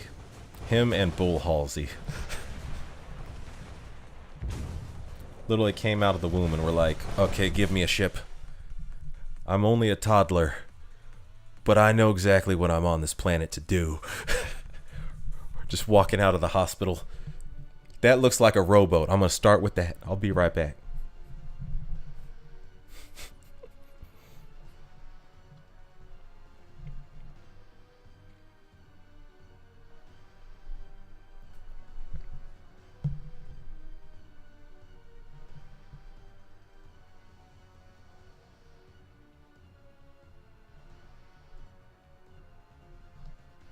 Yeah, I was like, of all the and another thing that kind of somewhat I was thinking of, so I was thinking about this when I was going through all the like when I first started playing Azure Lane, because I was like, they didn't have Iowa, or not Iowa, they didn't have New Jersey at the time.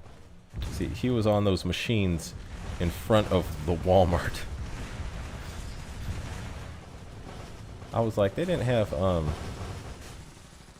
Alright, so when they just had Prince of Wales as the faction buffer for Evil Union, I was looking at all these American ships that are already there.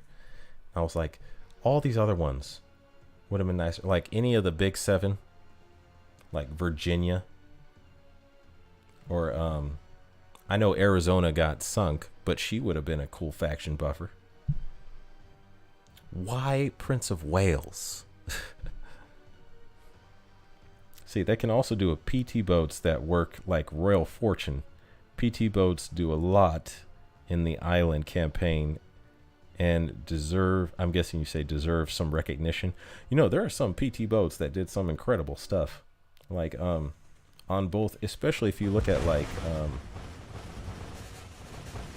oh man, so I think there was one incident in, and I cannot think of when it happened, but it was basically the Russian Navy, when they started running out of, this was in the middle of the war, they started running out of like actual munitions and weapons to use, and their ships were low.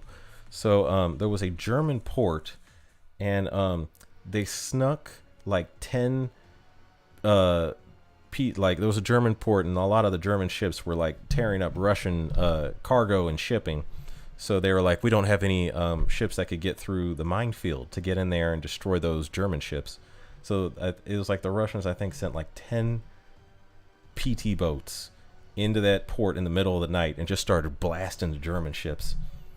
And I think they all got killed, to be fair. But that's like there's some PT boats that they need to add. I don't know how they would add them in the game.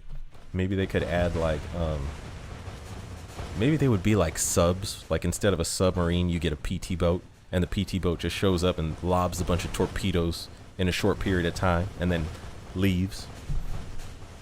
I would think that if they added PT boats in this game, they would work kind of like submarines.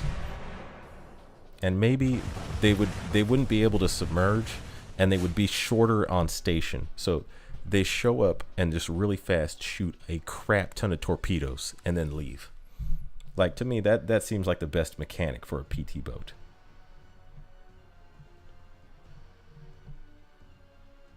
Yeah, or that's what you were saying. PT boats that could work like Royal Fortune. Yeah. Yeah, like Royal Fortune. Yeah, that would be nice. Although I'm like, which PT boats got actual names? Because they, like, some of them, if you look at most PT boats, they weren't like named like ships. A lot of them were just given numbers. So it was like, you know, T165 or T99. That was like a lot of the names for PT boats. Because I'm trying to think of a PT boat with an actual name.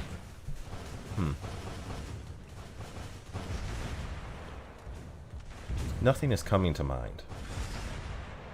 I cannot think of a PT boat that actually got a name. I'm pretty sure there's at least one. There's got to be some named PT boats that got like serious recognition during World War II. There's got to be one.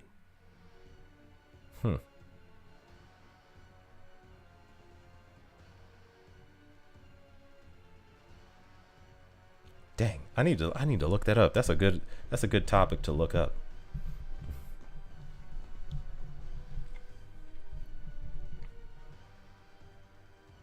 I know that we had some PT boats also in World War II when we were doing the island campaign against the Japanese, and the Japanese also had, torpedo boats, patrol boats, and torpedo boats. I'm like,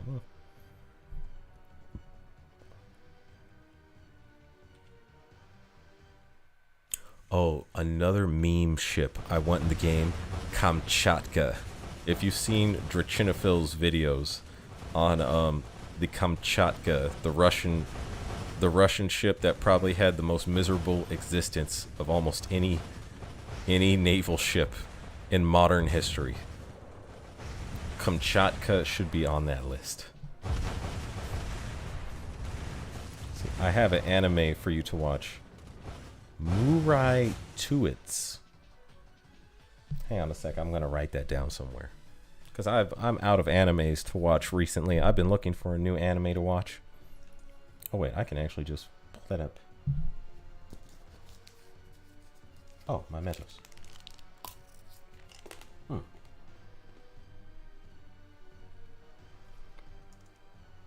Okay, here we go.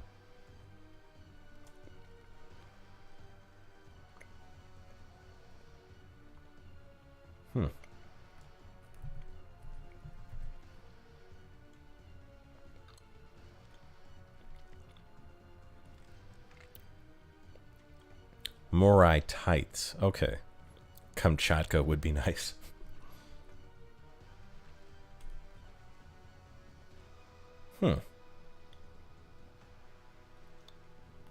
Okay, I've written this down.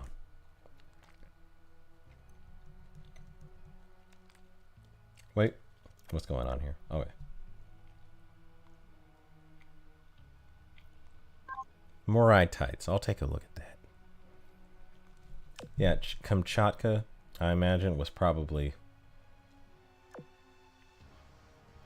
you know what? There's some days where I wake up and I thank God I was not born during any of these times that we make video games about.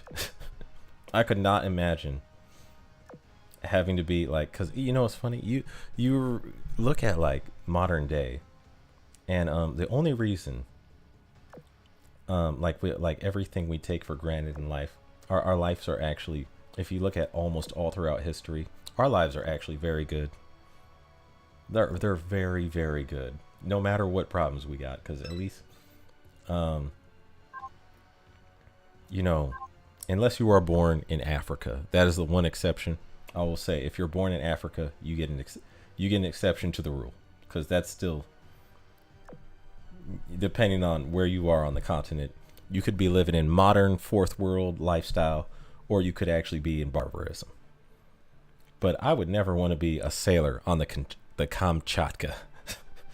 Or any time in the Russian Navy around that point. Like, imagine having to sail all around the world, and you're on a ship, and on this ship, you are just abused and hazed the entire way. Your commander accidentally starts a war with another country. Everybody on the ship is miserable.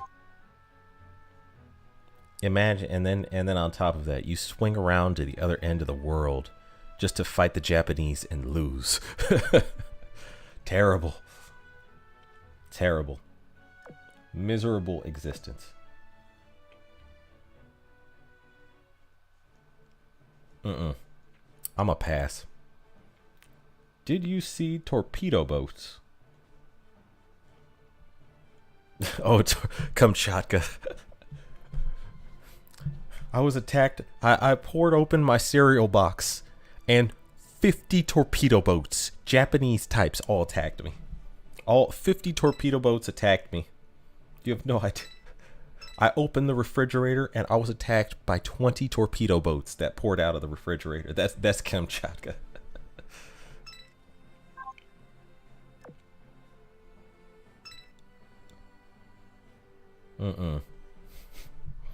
Sailing even on a modern time is hard. Yeah, actually it is. But it's okay. The thing about sailing at a modern time is okay, so sailing at a modern time, it is hard work. But you still have at least a lot of you still have a lot of technology that will help you. Like navigation, that's all taken care of. Like, you don't have to, oh, I took a wrong turn. Cause at the port of, like, imagine like suddenly the wind blows you off course, and you think you're on course because your bearings at the same, it's been the same, but suddenly, you're like, oh, I missed my target by like 20 miles. I guess I have to, figure out where the hell I am. In fact, like, it's just. And then on another thing is medicine and food is a lot better because now you can actually store stuff in a refrigerator on board a ship, and then you could just open the fridge and cook it to eat. Which is like back then, when you didn't have refrigerators everywhere, you were like eating. I think in World War II, the number one thing they had was like they did have food brought to a lot of ships, but like if you look at a lot of food from World War II ships, a lot of it was canned food, and then they would bring out the nice stuff whenever they were about to fight in a battle. A lot of it was I was like, and they did have chefs on board, and the chefs did have meat to work with and everything, because I think like, but if you look at like a lot of like we've come so far. Every day, oh wait, let's see. Every day we must thank the great peacemaker, the nuclear bomb. You know, that's kind of how I look at it. Bringing peace and improving quality of life for everyone who didn't get nuked since 1945. Yeah. Another one. You said a nice parable with that one. See. Yeah, the great peacemaker, the nuclear bomb. You gotta, yeah. That's kind of how I look at it, because I'm like, imagine if by some chance they did not invent nukes. We would have invaded Japan and probably lost like over 1 million people trying to conquer that island. And then on top of that, we definitely, after we were done fighting Japan and Germany, we definitely would have gone to war with Russia, like Soviet Union, I mean. That, and the amount of, even without nukes, the amount of bodies that would cost is insane to even think about.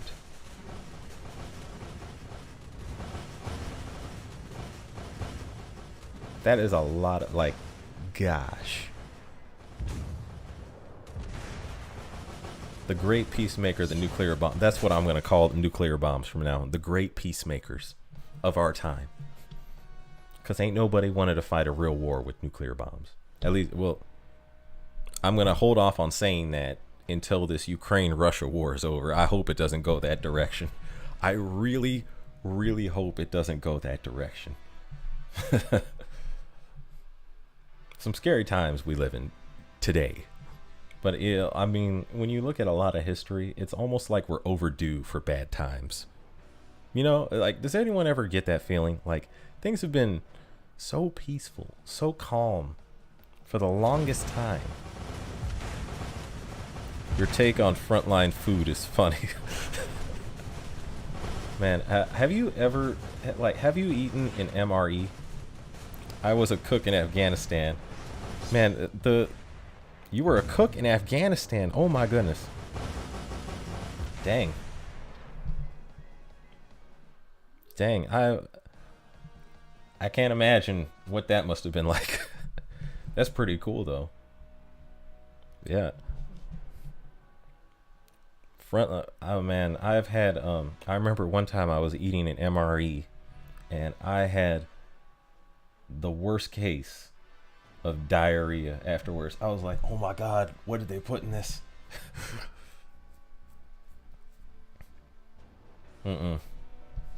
Hard pass. I was like, when I you know, started eating civilian food again, I was like, oh my goodness, I will appreciate you for it. I was eating the most basic civilian food. Serving food in a tent is horrible. Wait, World War II would have continued in Europa for plus years since the Soviets wanted to continue until Paris and the US and Britain was ready to fight communism, etc. Yeah, that's true. That's true. Serving food in a tent is horrible. I don't know, what kind of food was it? Was it like spaghetti? Or was it like, you know, I mean, I imagine if it's Afghanistan, it can't be great. It's probably, unless it's, you know what I'm wondering? We spent all this, you know what annoys me is this. We spent all this billions of dollars and in a lot of cases on stuff that just pretty much wasn't worth it. And I'm thinking, what if we took a lot of this money and invented like really good MREs, some of the best. But our US MREs were traded for all kinds of things. Yeah, I could see that. Oh, dang. American MREs have a very bad reputation worldwide. Oh no. You know what's funny? I ran into it sent me a notification. You know what's funny? I ran into um like a YouTube video of someone comparing a Korean made MRE for the South Korean army to a US MRE, and the Korean MRE was so much better. It looked better. I couldn't smell it, but I could look at it and I could tell just from the YouTube video it smelled better than the American MRE. And I imagine, you know what, the one countries whose MREs I really want to try is, I wonder what Japan puts in the MREs that they make. I'm like, could you I don't know, freeze dry a roll of sushi and make it into an MRE? And would it be good? I imagine Japan probably has the best MREs available. This is just my guess.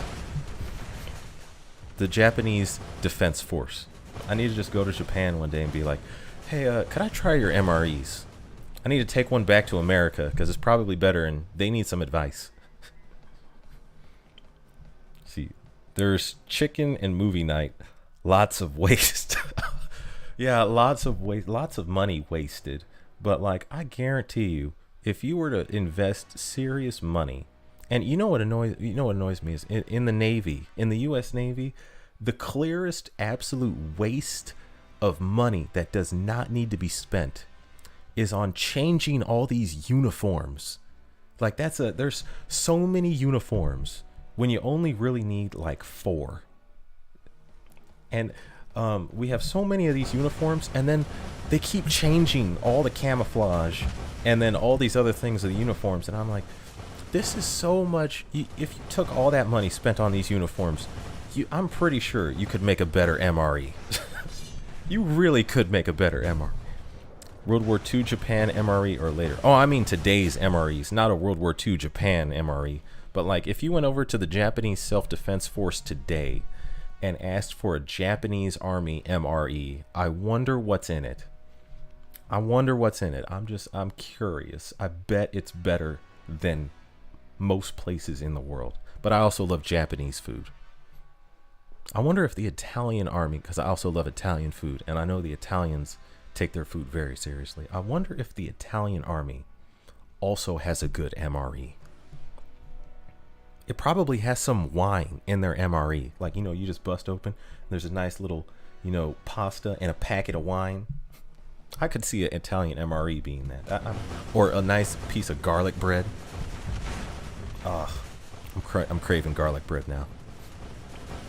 See, Bentos boxes and a bottle of green tea. I would be interested. How good are these boxes? How good is the green tea? It can't be worse than what's in an American MRE.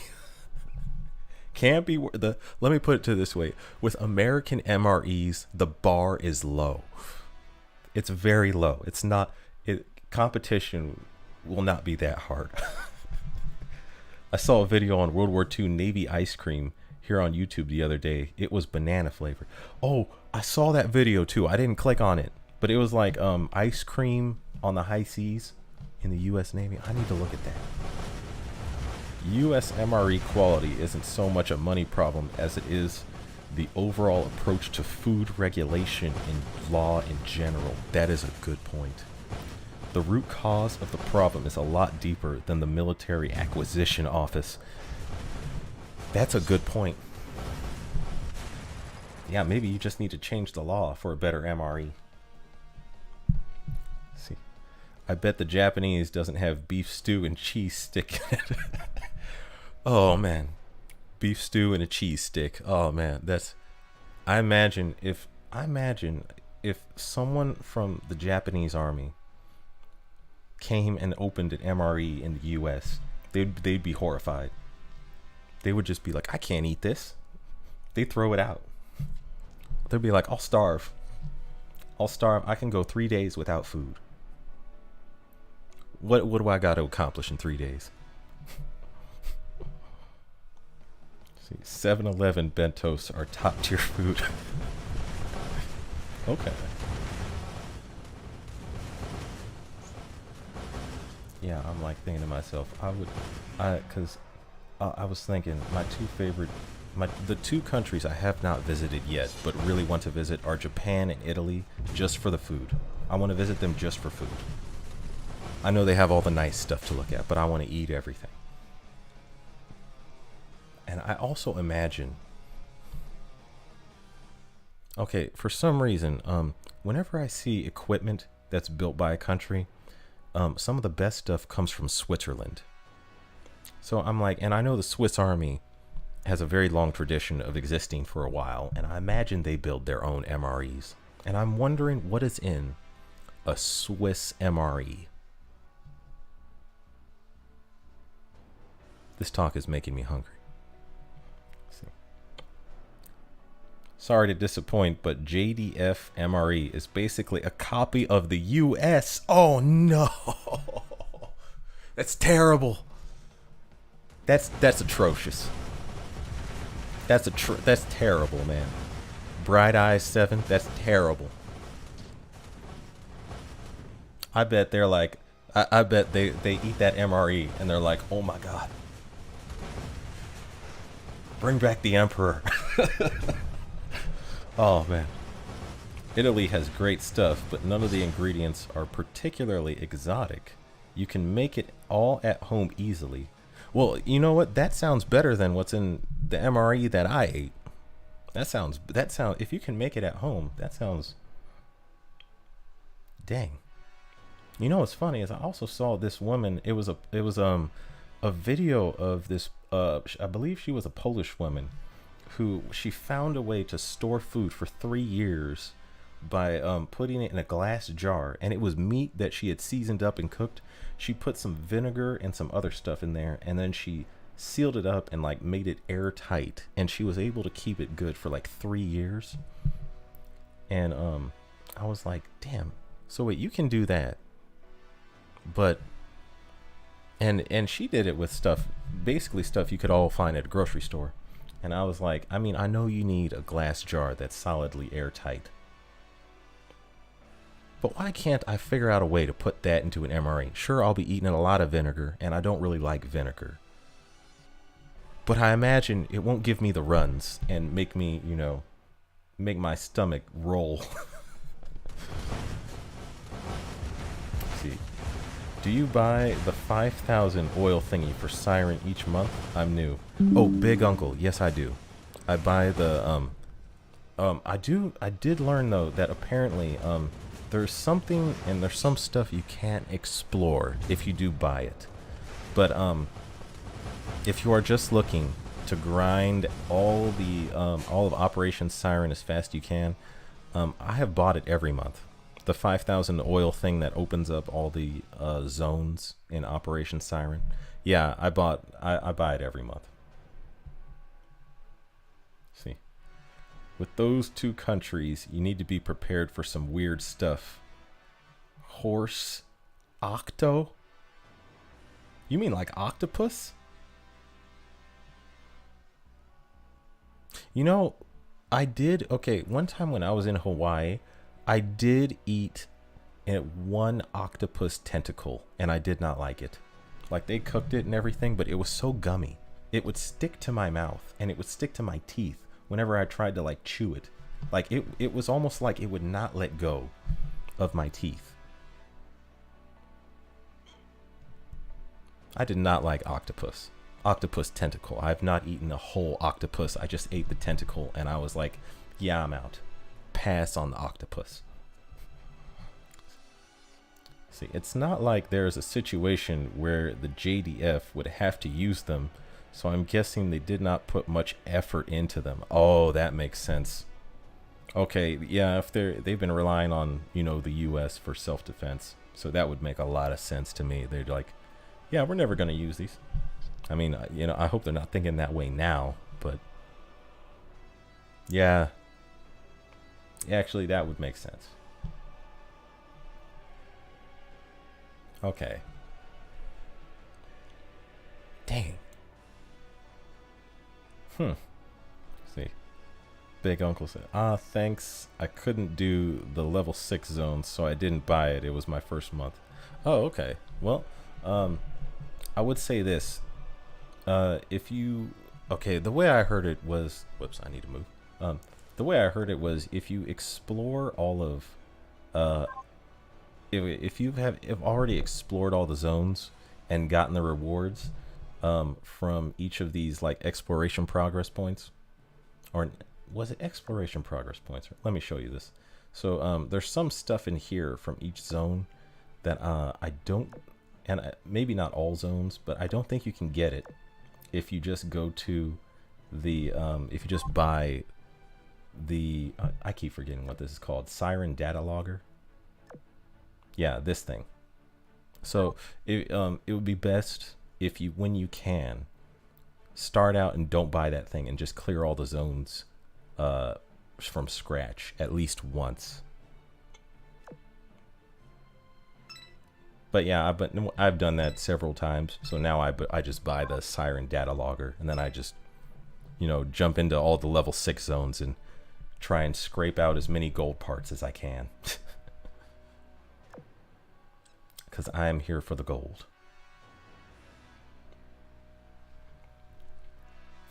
So you gotta wait one more day until I can wife and 125 implacable. Oh, congratulations, Shuttle Killer. JMD Talion, you only need to do the mission. That's also very true.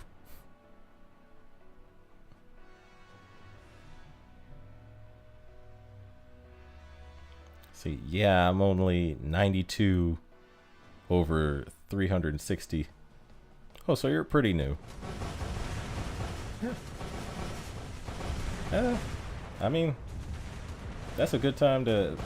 I don't know, that was a good time. That was a fun time for me. My man has oil to spend. Yeah, I have plenty of...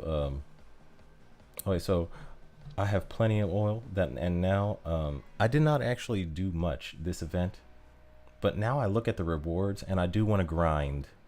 Okay, so I do want to grind in the Dead or Alive event, because now I see I did not care for it until I looked at the rewards and I see you can get gold parts, and these are like the universal gold parts that you can change into any gold part you want from the reward event. And now I'm like, dang, I need to grind it. Not only that, but I need some cog chips, because I've run out of cognition chips. Oh, I have peanuts. What was it?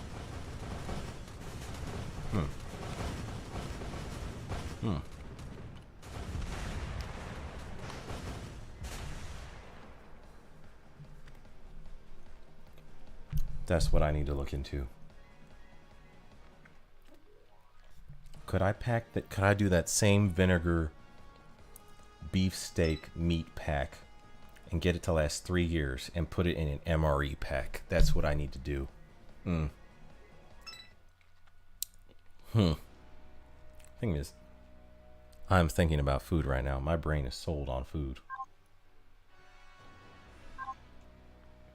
It's funny because I actually ate a big dinner and I'm still hungry. Okay, hold on a second. This is what I was talking about with the Dead or Alive event. By the way, that skin is amazing. Like, of all these rental outfits, I would just like to say Tamaki, who I called Office MILF. That's a very special skin. Very wonderful, articulate piece of art. I totally forgot what I was looking for. Oh, here we go. Check rewards. So this is what I was talking about. Is I didn't originally plan on doing this event, and then I realized you could get these things right here, the universal gold parts, and now I'm like, dang, I need to grind. So there's another one here, and then there's a bigger one down here, and I'm like, oh crap, I gotta go back.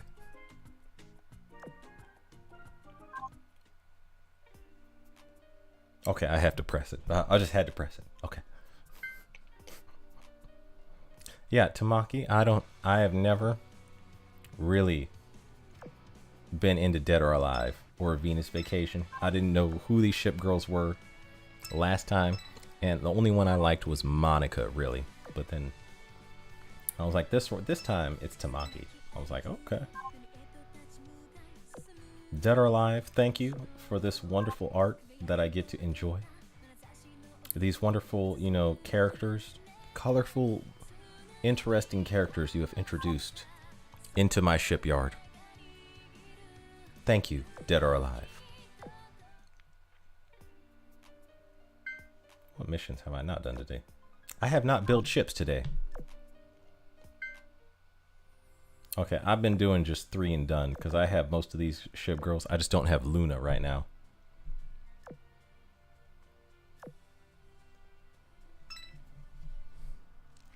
Bro, I sweeped the whole event with 280 cubes, I believe, and got all the skins. Best $100 I've spent. I would recommend stopping at 55k or 60k if you want to level Neo Tengu. You know, I don't really want to level these ships. I just want to keep them so I can, you know, look at the art. Oh, I just appreciate the art. For me, here's the thing. When I play Azur Lane, most of the time, I don't usually care that much about the collab ships. I really want the, like, real historical ships. By the way, does Northampton... Look, another heavy cruiser that I think really could use a very decent retrofit and augment is Northampton. I don't think Northampton has a retrofit. Does she? Because if she does, I haven't retrofitted her. No, she does not. If you look at the history of Northampton, she deserves a seriously powerful retrofit. It's like highly underrated waifu. And she doesn't even have a skin.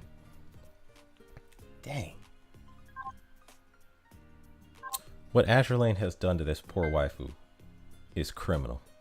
Just absolutely criminal.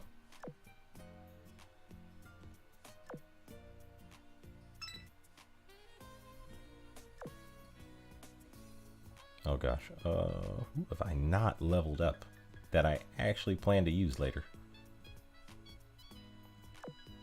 Actually, I could grind her for that 1 more AVI point she gives me. Okay. Okay. Bam. Oh wait, how many dock slots you got? Oh, you got 502. Nice. Yeah, I'm gonna need more, I think, because I still have these. I'm not exactly free to play, but I am close to free to play as you could possibly get because I rarely ever buy gems. But I still have gems from the last purchase I bought, and I was like, dang, I may have to use these because I was hoping to, you know, get more for a ring. Because there's so many shipfus I have not oathed yet that I want to oath. I need to get these. And that one. And that one. Yeah, there's so many shipfus. You see. Yeah, the historical ships are where it's at. I was so happy when I pulled Bismarck. Yeah, the historical ships with the lore and the history. That's what I was into Azur Lane for. So whenever there's a collab event, I'm always like, I'll appreciate the art, definitely, but it's not what I'm here for, you know? Yeah, and the introduction to me, like, for me, Bismarck, I honestly think probably one of the best lore-wise cutscenes in the game is actually the first one when you open up the game and you see Bismarck. Like, this is the best iteration of Bismarck I have seen.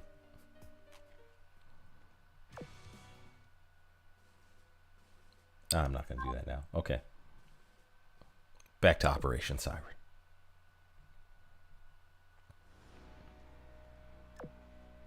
Oh, no, wait. Don't do that.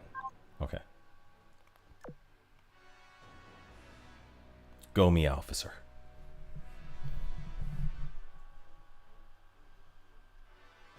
Wait, let's see. So wait, I agree. I want historical ships as well. I just love the artwork of every ship. We've been getting so far. I promised myself last year to buy every skin in every event we get going forward. Dang, that's going to be a lot of... I hope you're stacking cash, because that's going to be a lot of skins. Alright, OG, I got a gripe. How do you have Charles Osborne not at 125? You know, okay, I never really... I like Charles Osborne. I just didn't... oh no, there's so many other destroyers that I ended up using. And whenever I use Charles Osborne's skill, she's too fast. She probably should, like, lore-wise, I like Charles Osborne. I need to level her up to 125. But yeah, I need to get Charles Osborne up there. I agree. Fair gripe. That's a fair gripe. See, I watched a lot of your videos and prioritized Independence. She's great. Independence, I would say, is probably the carrier I have used the most throughout this entire game. Like, the moment she got her retrofit, if I've ever, whenever I use her, she does the most damage almost all of the time in every fleet I've put her in. Almost every fleet I've put her in. And then when she's paired with a Cleveland, she's a beast. Yeah. Independence is an excellent choice of carrier. See, since this event is so easy, what I've been doing is getting XP and affection on weak ships. I have been doing that too. See. Yes, Robert, that's so great to do during these events. Yeah. Northampton has a new SR ship. Oh, she did get that new SR ship. I mean the old Northampton, though. Yeah, she did get that new SR ship in the Yorktown 2 event. Okay, fair. Fair. But old Northampton has a lot of lore that is really great. And possibly underrated. See, with the skin. And her, I don't like her, oh, you know what the thing is? Her new SR ship, I don't know what it is, but the skin, the default skin looks like it was AI generated. Like, to me, it doesn't look that, like, it looks good in terms of, like, proportions and shape of what she looks like. But I don't know. It's not as good to me as, like, a lot of the other ships. I don't know how I feel about that art. It looks AI generated to me. And the AI was just alright at the job. Not really spectacular. Let's see. The skin is lovely the way she smacks her thighs. See, I'm stacking cash and have spent over 1.2, maybe 1.5 so far in the year, or in the 3 or 4 years I've been playing. If you are buying every single skin for 3 or 4 years, more that's powerful. That's dedication. That's some good dedication, I guess. Me, I'm like, I've only bought skins of waifus. So for me, first the ship has to be a waifu, and you know, one of my favorite waifus. And then second, it has to be a good skin. Like for me, the one skin I did not buy that I regret not buying was Biloxi's Romeo and Juliet skin. But my favorite skin that she has is that one where she's wearing that like formal dress suit in the back of the car. I bought that skin immediately. I was like, oh, yep. Insta buy. See, the biscuit from the 2-year animation video when she cast her skill is by far the best moment in the game. And Akashi shenanigans. Yeah. Yeah.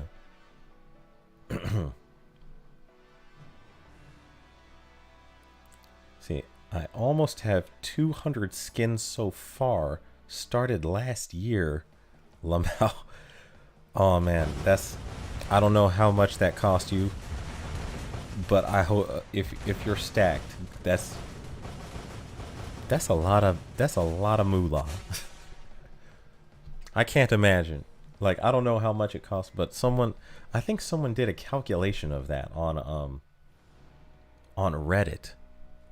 Yeah, someone actually did do a calculation of that, and I think it was like to own all the skins in Azure Lane. I don't remember what the number was when they came out with it. I think it was like it was over $10,000. Dang. That's a lot of skins, bro. That is a lot of skins. Wow. That's a lot of skins, man. Yeah.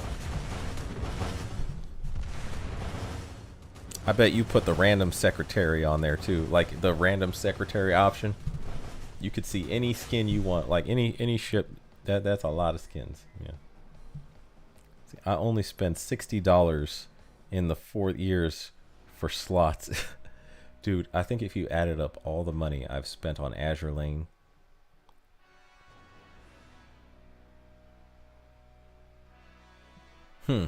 Okay, I want to say maybe in total, I would say about $70. 75 maybe. Yeah, I want to say the most, and this is in let's see, I actually started playing during the Hollow Live event. And here's the funny part of the Hollow Live event. I actually started doing the rolls for the Hollow Live ships. I got the Hollow Live ships, and since I just started playing the game, I didn't care for these ships. I was like, oh, this is a collab event. These aren't historical ships. I threw them out. I dismantled the Hollow Live ships.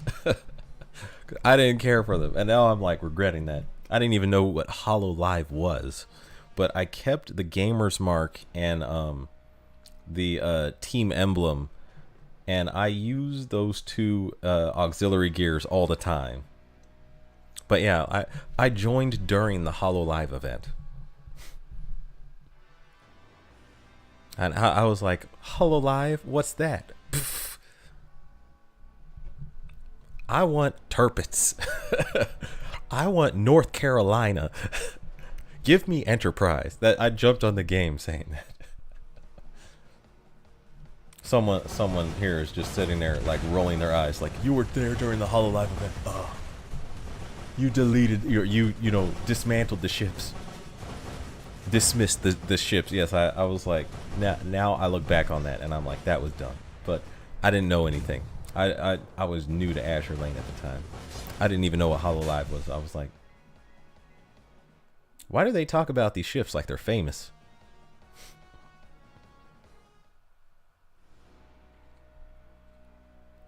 See, I do the random Lamau. I couldn't tell you my favorite though.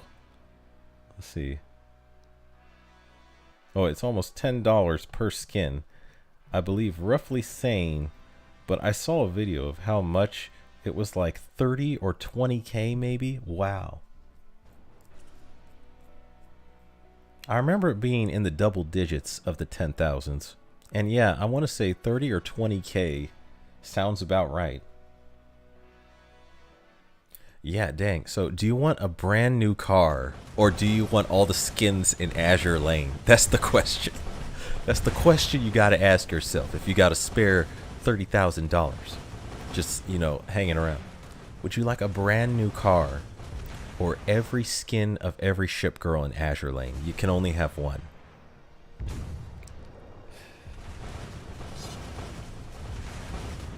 Say, I didn't buy the skins for Bologna's event, only Indomitable, I believe. I can't remember, but I only bought hers and regret it. Ah, I see.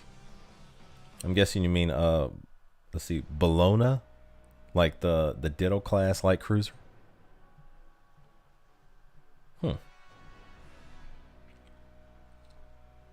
See,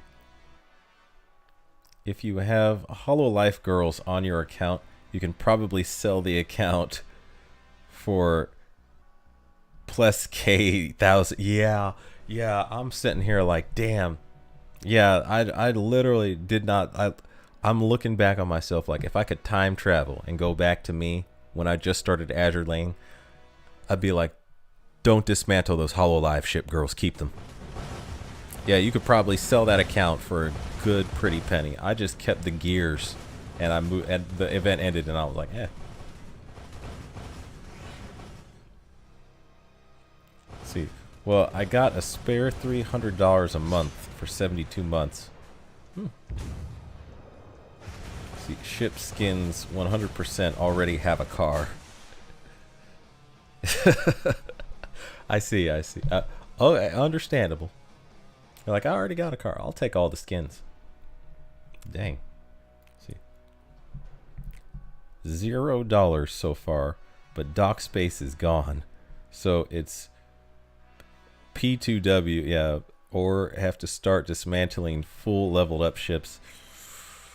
That's a tough choice, man. I would spend. Actually, that happened to me. I actually just ended up, paying for dock space. That was just me. See, why don't they give one free slot when they push another meta ship on us we will never use? That is a very good question. I was like, I remember I started playing the game, and I'm old enough to, old in Azur Lane terms enough to remember every time they had a delay in the maintenance, they gave us Apollo gems. So it was like, oh, there's been a delay. The maintenance, the maintenance wasn't available, so we delayed the release of, the startup of the servers for another 8 hours or so. And then they said, we're very sorry. Here's 200 gems. And I was using those to increase my dock space for the longest time, because they gave us Apollo gems. And I was like, and you can still see the memes sometimes on Twitter, whenever they post, hey, there's been a delay in the maintenance. There used to be someone always posting in the Twitter a meme of a Meowsifer holding a pistol and being like, give me the Apollo gems. And now they don't do that anymore. Like the Azur Lane devs are like, okay, no more Apollo gems for people. Y'all done shared that meme too many times. I'm sick of that meme.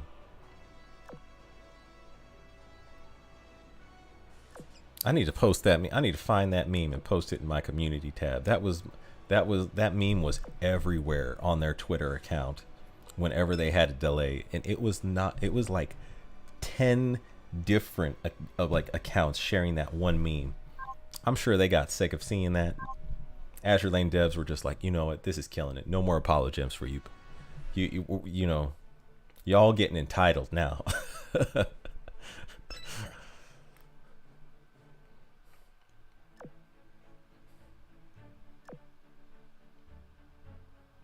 Wait, hold on a second.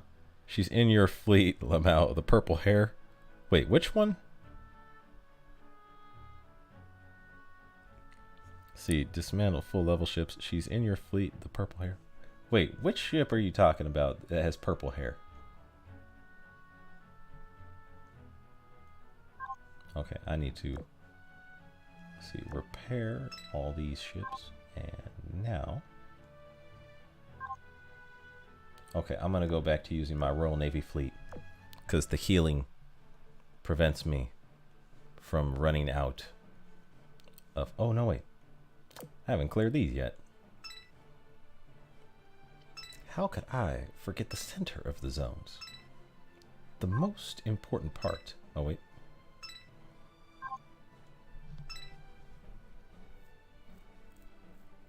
See, I started like 1 week later after that event. I had them on my CN account, but I stopped playing there once Global was announced. But I forgot to pre-reg, so I noticed the game was on too late. Ah, that's rough. Dang. I've been yeah, someone saw I had the HoloLive gamers mark and the team emblem, and they were like, you have the HoloLive ships. And I was like, bruh, sorry to tell you. I didn't keep those. Yeah, those are, to be fair, those two little accessories or auxiliary gears are still the best for a gun-focused destroyer. There's nothing that's been released that is better than those for a gun destroyer. Let's see. I feel for you. Where's our Apollo gems? You still remember the Apollo gems too, I see. Yeah. I only missed 2 ships on all the banners. I'm very proud of my F2P account. Hey, yeah, that's me. To me, every game that is free to play, in my mind, it's automatically 2 games. One is the game itself, and B, it's the game of how much can I get out of this game without paying money. That's part of the game to me. How much can I get out of this game without actually having to spend money on the game? But if the game is really good and I really appreciate it, I will not mind spending money for the sake of the devs. But yeah, like Azur Lane, I was like, I enjoyed this game. I played it all the time. I'll still spend some money. Like, I wouldn't mind spending some money on this, but I try to avoid spending money unnecessarily on games. And you know what started that? World of Tanks. World of Tanks was the game that did this to me. See, good for you. I'm proud. Bro, Maint was the best mini event I seen. Maint? Wait, which event is Maint? See, I'm only missing about 100 ships from the main game because I was gone or gonna for almost a year. She was in your Perseus fleet. Oh, Bologna or Plymouth? They both have purple hair.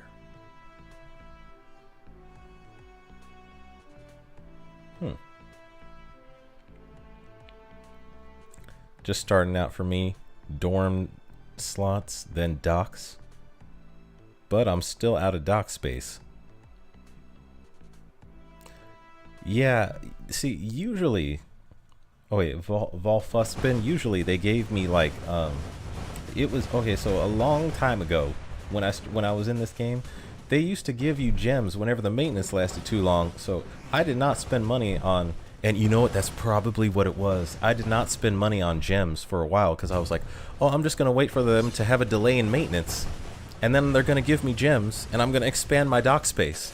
That's probably what did it. I'm thinking that's maybe why they stopped giving Apollo gems.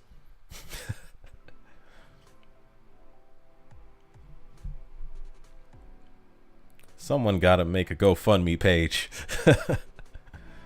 I got one in a rerun, and only Brunhilde is missing. I am missing Ulrich von Utten. That is one ship, and Archerfish. I'm missing Archerfish too. See, I'm new to Azur Lane. I was a follower of Chemo Cheese before he started playing Azur Lane, but never gave it a chance until this year. Lol, I regret waiting this long. Hey, yeah, I mean, later's better than never for a good game. It's okay, you can get her next time. 1.5 months in now. So you joined at a good time. I would say you have joined at a good time because we have not gotten the New Jersey rerun event. And if you join when you get New Jersey, that's a good time. If you join the game and get New Jersey early, that's a good time because New Jersey is kind of like one of the most well-rounded, like, so with New Jersey, you get this nice boost to any Eagle Union faction fleet. And she's an absolute, she has a cross fleet barrage. She's an absolute tank and great damage dealer. You joined at a good time. Let's see.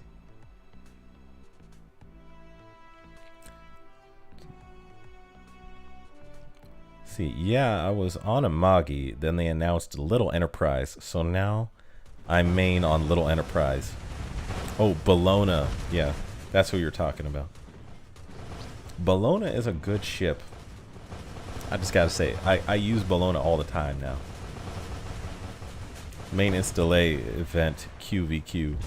600 slots. 589 waifus.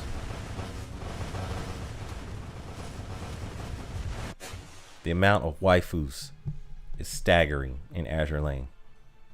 You know what? They still need more Tsundirs. Because, you know, like, I was doing those waifu tier lists, and I was like, there's a surprising amount of Kudirs, surprising amount of you know, best girls, all the ones I made for the waifu tier lists, and I wanted to make one for tsundeers, and they had none. I was like, where are the tsundeers in Azur? They didn't have none, but they had like only like 5. Severe tsundeer deficiency.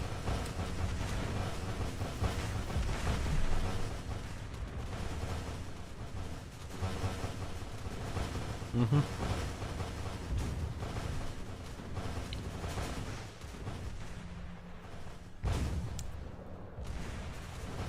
You say, and New Jersey is the best girl in the game. Runs after the ball. See, yes, I hate that I skipped the event skins. Ah, I see. Bologna hasn't. Yeah, Bologna has a. I didn't buy any of the skins for most of my Royal Navy ships. But yeah, if you were gonna buy a skin, I'm trying to think of any of the skins I would buy. So I liked Bismarck's formal dress skin. I did buy that. Actually, you could see I bought that because she's wearing it now. But and I liked Biluxi's skin, and sometimes I have bought the what is that event where you sail around the world? It's escaping me right now.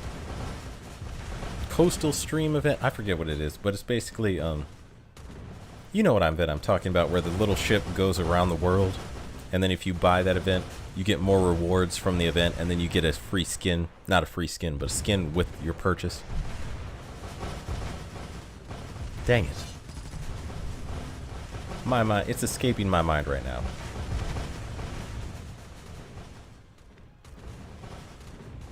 See, a new meme, Enterprise. They're giving us Apollo gems, Intrepid. What happens when we get the gems, Enterprise? Don't you know?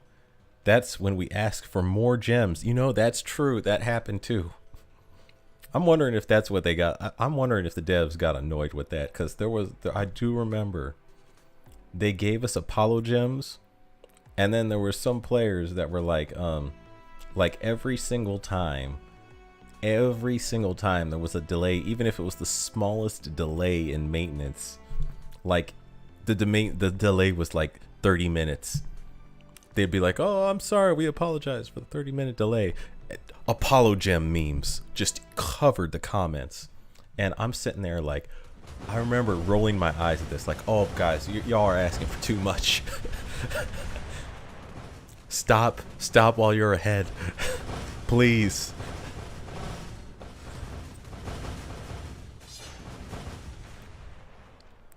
See, McGain tie list. McGain tie list. Is that a tier list? A certain type of tier list you're thinking of? You say, I want more soon. Yeah, I want more soon as well. We need more tsundeers. It's simple. Azur Lane has, you know, for all the different types of waifus, there is a staggering tsundeer deficiency. It's unbelievable that a game with this many waifus would be so lacking in the tsundeer department. The devs must not be a fan of tsundeers. I'm wondering if that's what it is. They love yondeers. They love, you know, best girls. I understand the best girls. They love cinnamon rolls. Tsundeers was not on their priority list. I already brought several skins. So Richelieu, Illustrious, St. Louis. 1 gem per second of delay. Ah, I see. Yeah, we need to pitch that idea to... No, that's just asking for too much again. Okay, they're already upset. They shut down the Apollo gems. 1 gem per second of delay. That would be nice. McGain. Oh, glasses fetish. So you want a glasses fetish tier list. So all the ship girls with glasses. I need to write that down. I need to put that on the list. Okay, glasses fetish tier list. I'll need to think about that, because there's certainly a couple. There are certainly a couple I could add to that. I could make a list off of that, definitely. See, PR Borg. Hi, OG. Hi, how are you today? See, Robert Chisholm. Oh, Cruise Pass. That's it, the Cruise Pass skin. See, I got the Cruise Pass skin for Enterprise, and I got the Cruise Pass skin for Columbia. I think those are only 2 times I brought a Cruise Pass. Yeah, those are only 2 times I think I bought the Cruise Pass skin. Dang. Yeah, I was thinking to myself, man, if I had, yeah, dang, if I had kept those HoloLive ships and I had to sell my account, I could have, or I didn't have to sell my account, but I probably could have sold my account for buku money. It's like, dang.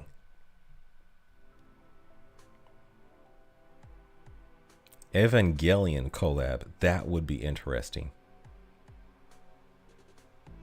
An Evangelion collab would be certainly interesting. See, a Fair Winds Pass?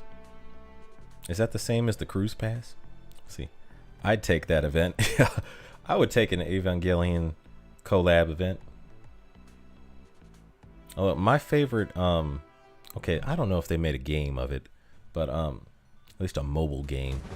But my favorite anime of all time is Full Metal Panic. If they made a collab of that event, I would spend money. Granted, it's not a mobile game. I don't think it's a mobile game. But it's just my favorite anime. I remember the first anime game I tried out that was a mobile game was Honkai Impact. And that was fun, but it became kind of repetitive to me for a while. So I stopped. I don't know, it may have improved since I last played it. But I was like, are they ever going to make a Honkai Impact event? I would play that. Pronounced Megane. That's okay, so go full Japanese pronunciation. Megane. So Megane is glasses. The glasses wearing type. The librarians, the teachers, the instructors,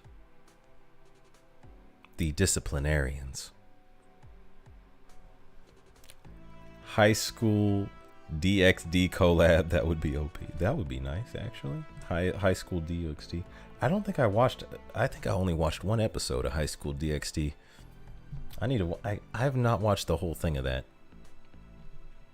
Yeah, I'm like, because I haven't watched too many recent animes. I remember I did like Rising of the Shield Hero. That is an anime that I liked.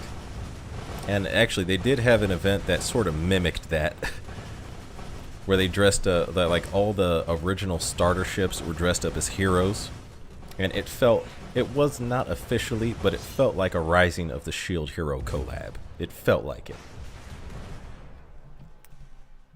See, I can believe that. I've gotten all the cruise passes so far.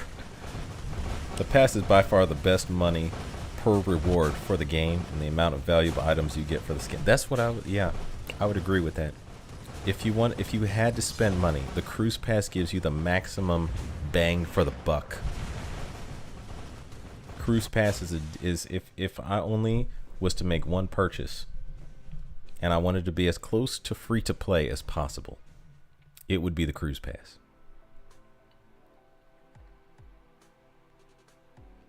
Full Metal Panic OP is goated. Yeah, Full Metal Panic. I read all the manga, so they completed the manga, and I don't know if they're gonna complete the anime series, but that is one of my favorite animes.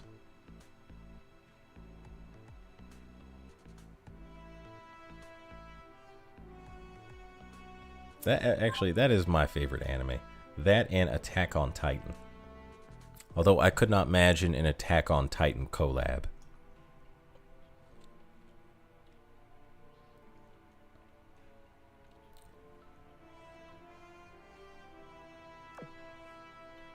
Actually, you know, an Attack on Titan collab would be kind of funny.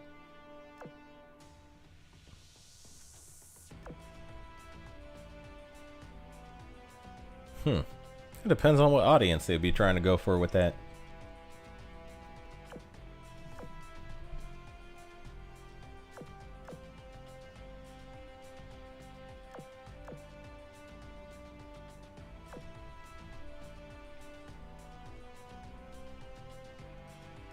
Say, doing good, just grinding the event and being poor in games. See. In this game, for 2 things only. Manures like kamikaze, little enterprise. I'm not sure I pronounced that correctly. See, the one we have right now, Cruz, is good. I love the skin. And she's my secretary right now. I buy the cruise pass for the gear skins. Giga Chad move. They released a gacha for FMA not long ago. FMA, is that Full Metal Alchemist?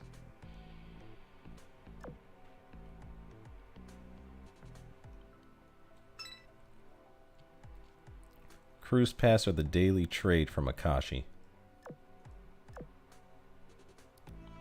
Attack on Titan. Coupled with Fortnite, anything could happen.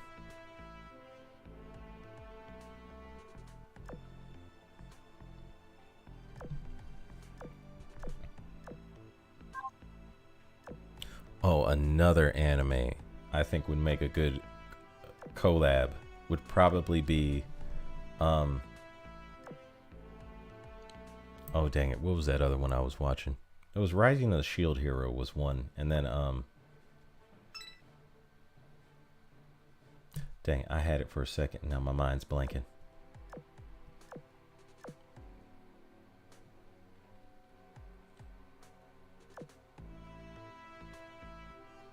You know, I could never see them do a Full Metal Alchemist collab. You know what I think would be interesting if they made a collab? Godzilla. Like Toho Company just got together. Not the SS Gritteron one. I'm talking actual Toho Godzilla.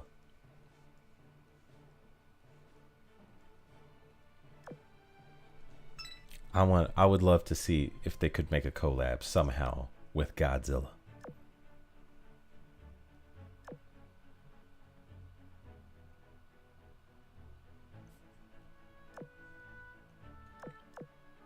Oh wait.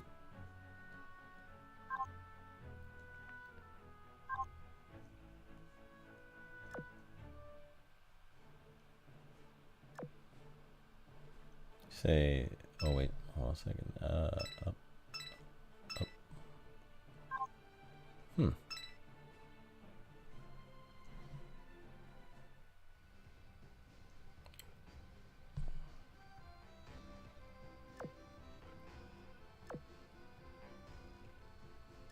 Okay. Say, hey OG, do you think they listened to us when we said we wanted more professional skins, teacher, librarian, secretary? I hope they were. I really hope they were. Because I got a lot of other things I would like them to add. For example, more professional skins, libraries, teachers, secretaries.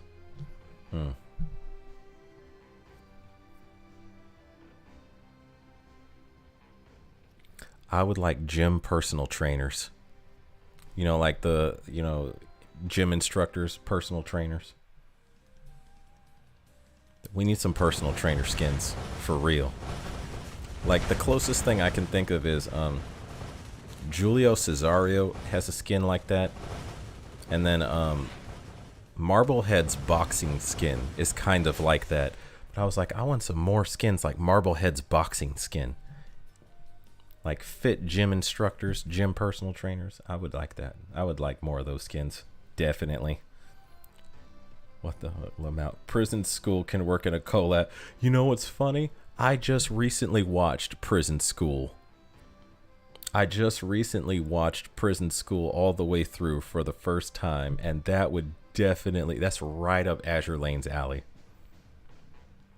The vice president would absolutely make a great Azure Lane ship. Oh man, what was her name? Mako? I think her name is Mako. Mako Shirakai. Yeah, if she was an Azure Lane ship, oh yeah, I would get her. I would oath her. Insta oath. Her and oh Oh gosh, what was her name? Dang it, what was her name?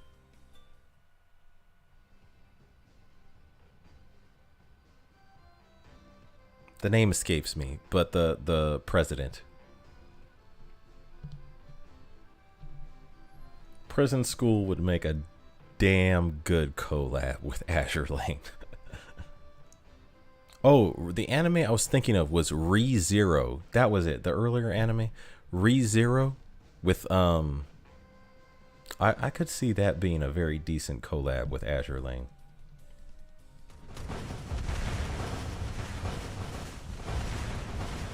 They gave us a lot of wet skins. The Vice is a UR. Yeah, the Vice Prez of Prison School.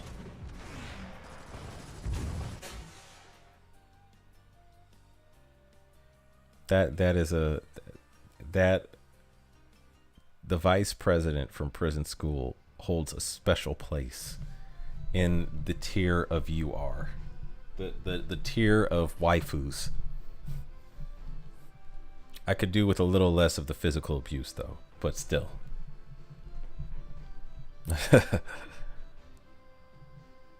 Pretty much most harem anime would be good for collab since you need enough girls for the banner. Exactly, actually.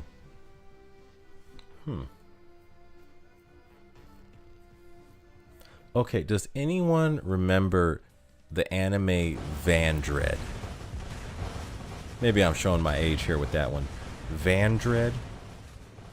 It was basically, so Vandred was this old anime. Kill la Kill with all, oh yeah.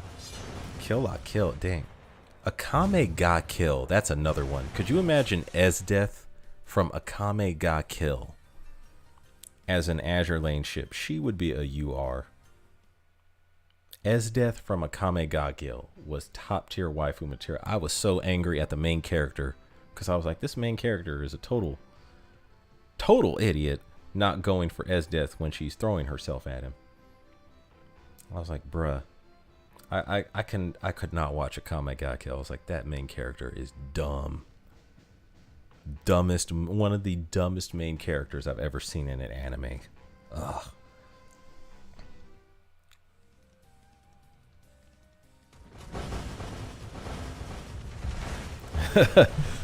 I know that I never watched it though. Okay. Dude, Vandred ain't that old. Okay, good. Esdeath is my ultimate waifu. Maybe 20 years old. I remember watching Vandred at 4 in the morning because it was like, okay, so I was a kid and no, I was not technically a kid. I was a teenager. I was a high school. No, I was in junior high. Okay, I was in junior high, I think, when this happened. My parents, for the first time, got me a TV in my room. And one of the first things I did was there was one channel that was showing Vandred on at like 3 a.m. in the morning. Did I stay up till 3 a.m. in the morning to watch that show and then go to school the next day like a zombie? Oh, yes, I did.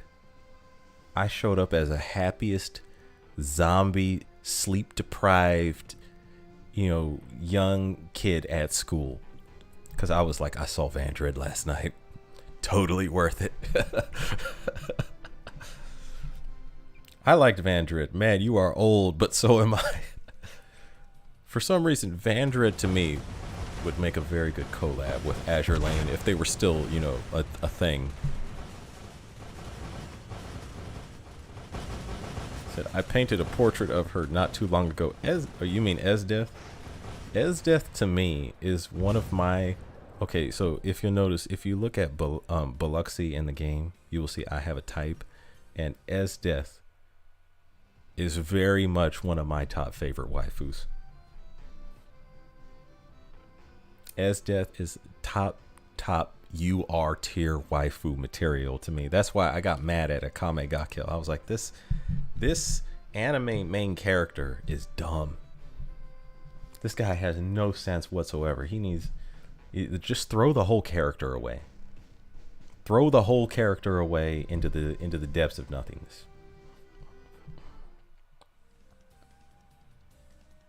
Yeah, I was watching Vandred. I was in junior high. I remember this. I just gotten my first TV in my room, and there was one channel. It was like watching anime, and when I first saw Vandred, I remember I didn't see the whole episode. I was just flipping through channels, and I saw the credits of Vandred. And if you remember the credits of Vandred, so there was three main girls in Vandred. There was Dita, Maya, and this tall blonde girl. And Dita was like this bubbly redhead, and Maya was like this stone cold, disciplined, came out of a war zone soldier type of girl with blue hair. And then there was this tall blonde girl. And the credits of Vandred is nothing but kind of just showing them off in skin tight clothing, and mainly focusing entirely on their legs and the rest of them. So that was all I saw, and I was like, what the hell was that? And that's how I learned how to use the guide on channels. I was like, I need to find that show. See, Vandred was educational for me. Vandred, it has anime women can be a very good tool of technological education. And just like Azur Lane has proved, it can be a very good tool of historical education. Anime girls is a very it's a very effective way to generate motivation to learn. Any nice woman, really. Also, I remember one class I paid attention the most in my high school was French class. Mainly because my French teacher was smoking hot. I was like, God, this is what's in the French class? Dang, I'll show up here for another year. Sign me up. See, Full Metal Panic era was the best anime times. There's supposedly they might continue it because they made Full Metal Panic Invisible Victory like a couple years ago, not that long ago, and they were talking about there's still talk of continuing it. I don't know if they're gonna finish it off, but I did read the manga, so I already know how it ends. Full Metal Panic is brutal. I'll just say prepare your soul, because Full Metal Panic, the manga is called, I think, Full Metal Panic Sigma or something like that. That is one brutal militarized anime. I was like, dang, Sosuke Sagara. The amount of suffering that a character can take is impressive. See, that was me with Irresponsible Captain Taylor and Slayers. It was on an international channel. Irresponsible Captain Taylor or Tyler and Slayers. I don't think I've seen that. She Will Never Leave My Heart. As Death with Stockings will kill this man. As Death with Stockings and Heels.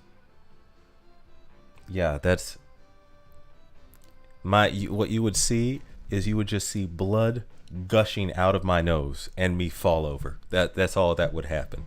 If they made her a waifu in Azur Lane, I would click on the like the moment I built her in the build section, you would just see blood just gushing out of my nose and me just fall off screen.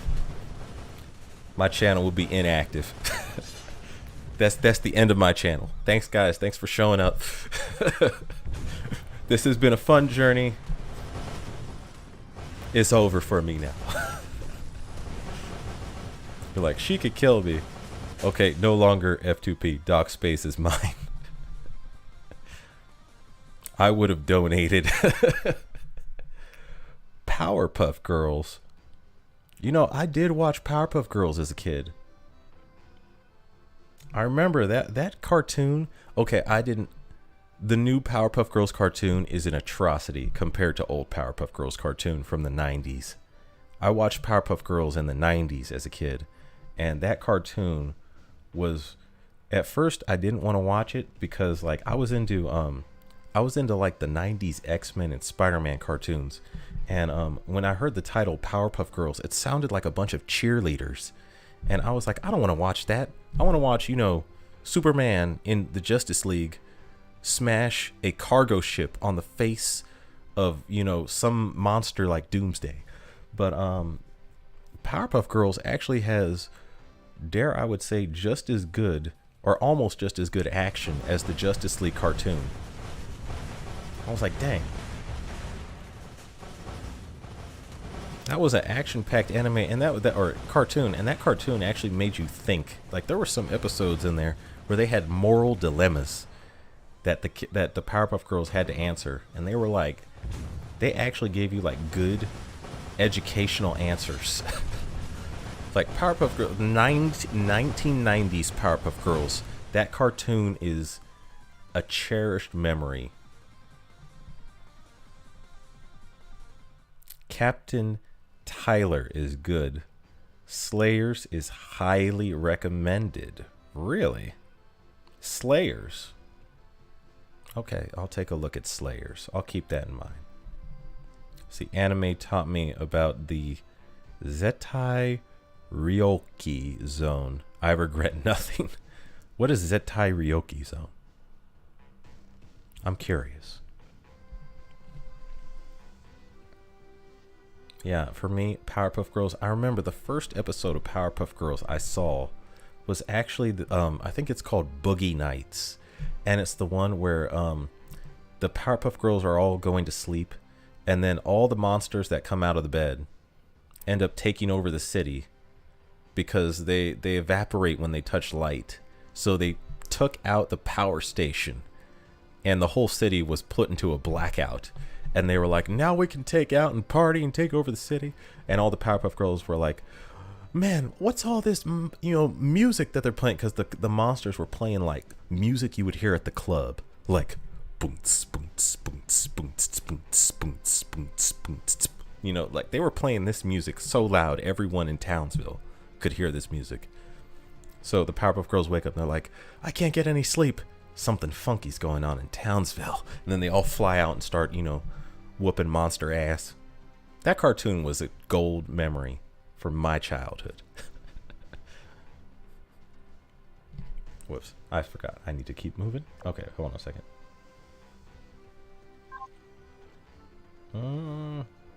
I did not really get that much damage. I'm just going to jump into another level or another zone.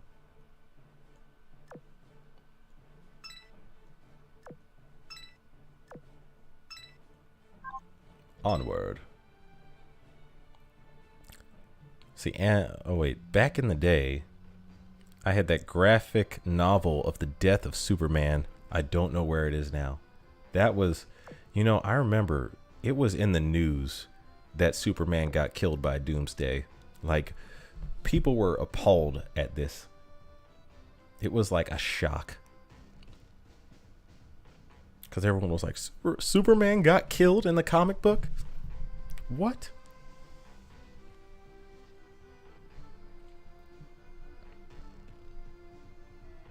See, yes, Slayers is very good. Love Slayers. Okay, you all are saying you love Slayers. So now I gotta watch Slayers. Because I've never watched this anime. See, the anime ops are so good. Love Slayers. Okay, I need to watch this Slayers anime. I'll take a look at this. Me watching and reading reverse harem anime almost exclusively. The space between the thigh high and the bottom of the skirt. It's translated as absolute territory. That's funny. Space between the thigh high and the bottom of the skirt. Absolute territory. I did not know this.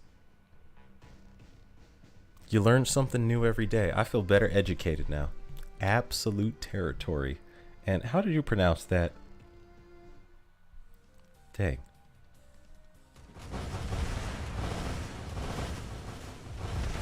Absolute territory.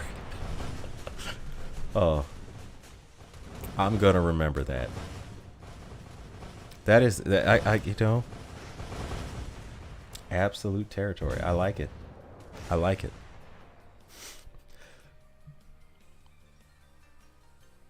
Lamau, I'm just kidding about oh wait.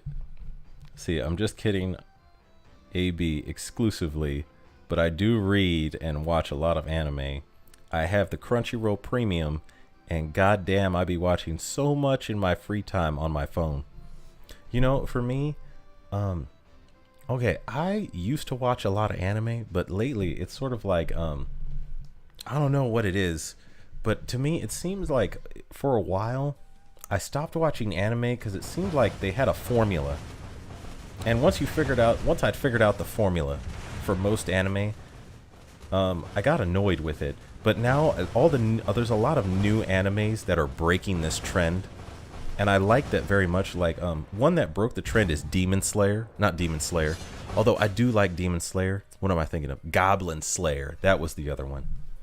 Goblin Slayer was one that completely broke that trend for me, because I was watching Goblin Slayer, and that first episode was a little risque, but it was totally not like anything else I had watched or in a very long time.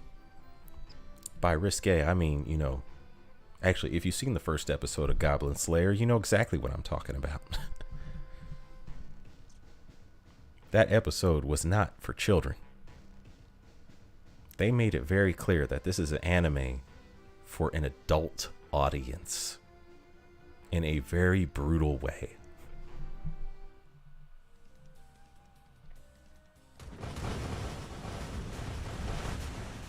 Let's see.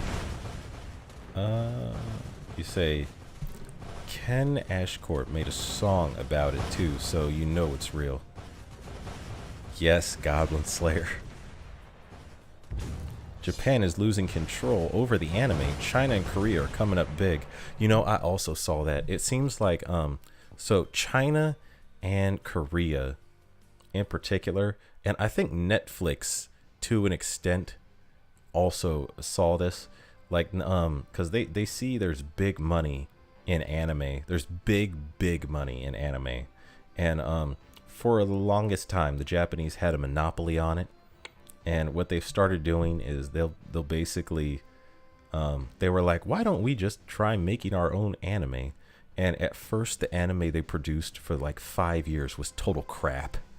And you see, though, they did learn from their mistakes, and now they're like, okay, you know what's funny? It's gotten so good now. I was reading a manga, and it was a translated manga, and I had no idea that the manga was a Korean manga until I looked at the maker, and I was like, this looked Japanese. I swear to God it was Japanese, but it's Korean? Are you serious? So now, although I will say, it feels, something about Korean anime feels different. Like, it's like, they have a different feel and a different personality to them. And same with Chinese anime. Although I refuse to, so I have so far only looked at like stuff you could find online for free. I haven't bought any, you know, I haven't like spent money on any manga really. But the yeah, Japan is now, I think for the first time, Japan is feeling the heat, because they've enjoyed this monopoly on anime, and they're like, I've spent some money on Japanese. If I ever bought anything, I usually bought Japanese. I almost only have bought, actually I've only bought Japanese manga and stuff. But I think the Japanese now, they're like feeling the competition, because they're basically going like, oh man, we cannot slack off. they're looking around, they're like, we got to stay on top of our game now. This was, you know, that time, and you know what's funny? It happened around that era when I figured out the formula. And I'll tell you the formula. I'll tell you the formula I figured out. Every anime and this was a long time. This was for a couple years. was every anime had roughly the same 5 characters. And there was the main hero who was always motivated and moral and good, maybe not the brightest, but always the hardest working. And then there was the Lance, which was a loner, cool type of character that for some reason all the girls usually wanted, and he didn't want any of the girls. Then there was the love interest, who was usually either a tsundere that flipped either between more tsund and less deer, or more deer and less tsund. And then there was a character that existed for no other reason than to be cute. And then there was a last character, which was the villain, and the villain existed solely to be a villain. And it was like not very in depth. The villain was like, ha ha ha, I am villainy because I am a villain. And it was, I remember there was an era of time where that was like almost every anime. And I got sick of it. I was like, I've seen this before. And everyone was getting like, the story of every anime was basically there's a high school kid and something random happens to him. And to be fair, they haven't changed that formula up, but they have switched it up somewhat now. A lot of the animes, they've gotten away from that formula now, which is why I've gotten back into Japanese anime. See, also anime teach me perfect Japanese useless phrases like kono bangumi wa goran no saponsa no tekyo di akurishimatsu. I don't know what that means. See, the first episode is rough, but the rest of Goblin Slayer is very generic fantasy anime. You know what separates Goblin Slayer from me is actually the fact that the main character is not... the main character is a no-nonsense... I like a no-nonsense mofo. Like, he actually... to me, Goblin Slayer himself is kind of... what separates him from a lot of other Japanese anime characters, a lot of Japanese anime protagonists. That's why I liked Goblin Slayer. Is the character of Goblin Slayer. He's just a no, I'm all about business. I have a goal. I ain't wasting time with any of the useless small talk or bullshit. Yeah, if I'll put it to you like this: if you had to get a job done very quickly, and that job could probably, if failed, could result in the end of the world, I would want Goblin Slayer to be the leader of whatever team of anime characters I picked. I have no doubt he would get things done. Right. Goblin Slayer also has one of the best abridged series. So damn funny. I have not seen the abridged series of Goblin Slayer. Strange. Was it Solo Leveling? Solo Leveling? I'm sorry, what about this? Goblin Slayer is interesting because the author did a good question about the risk and rewards of women in battle and fantasy tropes, giving a real tension to the viewer, but the rest are normal stuff. That is true, actually. Goblin Slayer, it actually did cross that line of this is what really happens to women if they tried to be in combat. Goblin Slayer, they did not hold back with that. And the female characters in it, they are all aware of the reality. They're all aware. It's like almost every anime, even modern TV shows, it's like they pretend that doesn't exist in modern war or in any war. I'm like, Goblin Slayer said, no, this is what happens. Y'all better, keep your head on a swivel. You better be sharp on your game, because if you ain't, the enemy will catch you slipping. That's your ass. Pun intended. Yeah. Back in 2021, it would have been 10,637 to buy all the skins. Yeah, that's a fair amount. Okay. And then, but now I believe it's at least 15 to 20k. Yeah, I bet I would bet 30k. So There was a concentrated effort since the early 2010s when Japan churned out more anime in that decade than they did the prior 2 to 3 decades combined. Okay, if they were trying to churn out a bunch of anime in a short amount of time, I could see that. So many regurgitated same storyline animes. That annoyed me for a while. I mean, some of them, to be fair, were actually kind of good, but I was like, man, once you've seen the same 5 characters play out the same storyline, it just got old. And even then, those same 5 characters wouldn't have the effects that the original versions of when you first saw that happen done. Like, to me, the most archetypal anime is Dragon Ball Z. So, and Dragon Ball Z actually has those characters.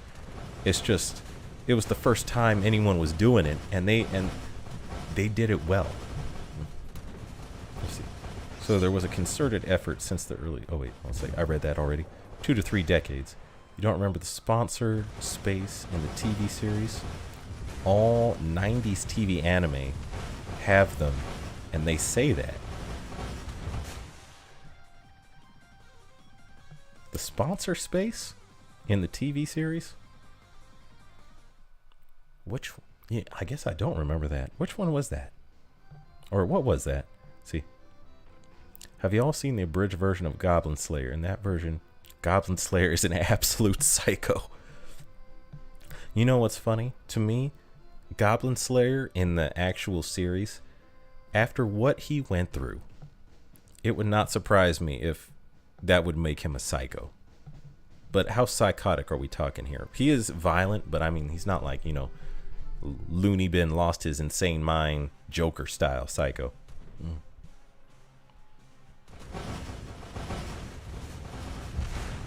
I love fantasy. Most fantasy we get now come in a bundle with isekai, but pure medieval fantasy is so nice, like Goblin Slayer. Yeah. I was trying to watch this anime called Disaffected Heroes Are Gonna Save the World, because it was marketed to me as like, okay, I loved the idea of this anime. It was supposed to be like 4 dejected, rejected characters from their own tribes were going to like somehow unite together by happenstance and form like their own team. And then I watched the anime, and there was a whole bunch of talking and not a lot of actual fighting and doing stuff. I was like, this was marketed to me so well. You could have actually made these characters go through some serious suffering before, like, that anime I had such high hopes for. I was hyped for that anime. And then when it came out, I was like, terrible. Oh, one anime I loved growing up was Macross, Robotech. I watched that one. That one was old when I was watching it though too. And I did watch the new Berserk with Guts. I have not watched the old one from the 80s or 90s. But they're even making another new like retelling of the story of Berserk. I'm like, I need to watch that one. See, Skeleton Knight. Boy, it's funny. I keep seeing like art for Skeleton Knight everywhere. I need to take a look at that one. Skeleton Knight looks interesting to me. Say, I don't feel good today. Matthew loves Archerfish. Oh, why don't you feel good? Damn. Oh, wait. Hold on a second. I missed one. Shonen prototype is Yu Yu Hakusho. I liked Yu Yu Hakusho when I was watching that. My favorite character was Hiei. Because he was this short, he was annoyed at people. But he was this like short guy. And he had a sister, and he was like this cold-blooded, like soulless killer until he found out he had a sister. And then he's like, oh, all right, fine, I'll join the team. I need to find my sister. And then he finds that his sister, who she's also a demon, but she cries tears that turn instantly into pearls. And this evil mobster man was abusing her to make her cry so that she would keep producing tears from her eyes that he would then use for jewelry and sell to people. And Hiei finds that guy. Like Hiei actually joins the team, which we never thought would happen because he was a villain at the start of the show. He actually joined the team and tracked that dude down. And he has this scene where it's brutal. He's holding the guy, just smashing his fist into his face like, oh, and the guy's like, wait, I'll offer you money. I'll give you whatever you want. He's like, you think this is about money? I was like, damn, Hiei had no mercy. And then right when he was about to like punch that dude literally to death, his sister stops him and she's like, no more. No more. That anime had some moments in it that you could feel in your soul. I loved Yu Yu Hakusho. Dragon Ball Super was disappointing. I watched one episode and I clicked off. I was like, I felt none of that. It didn't even feel like Dragon Ball Z to me. Dragon Ball Z is still the best Dragon Ball ever got. Let's see. Handyman Saito in Another World. Oh, I saw a trailer for that one. In this season is very funny, highly recommended. At least the manga. I've seen the series, but the manga will make you laugh on his take on fantasy. Okay.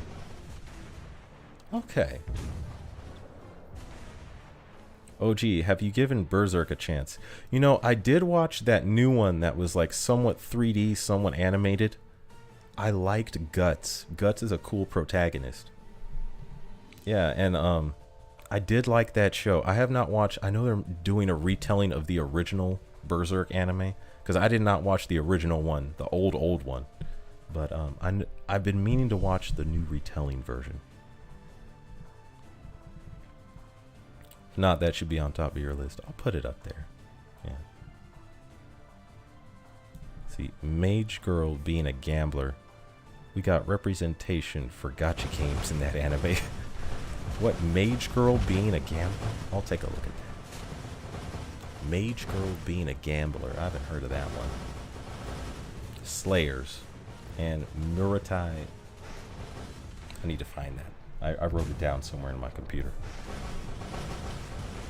All right, let me see. Is there any skeleton dojin?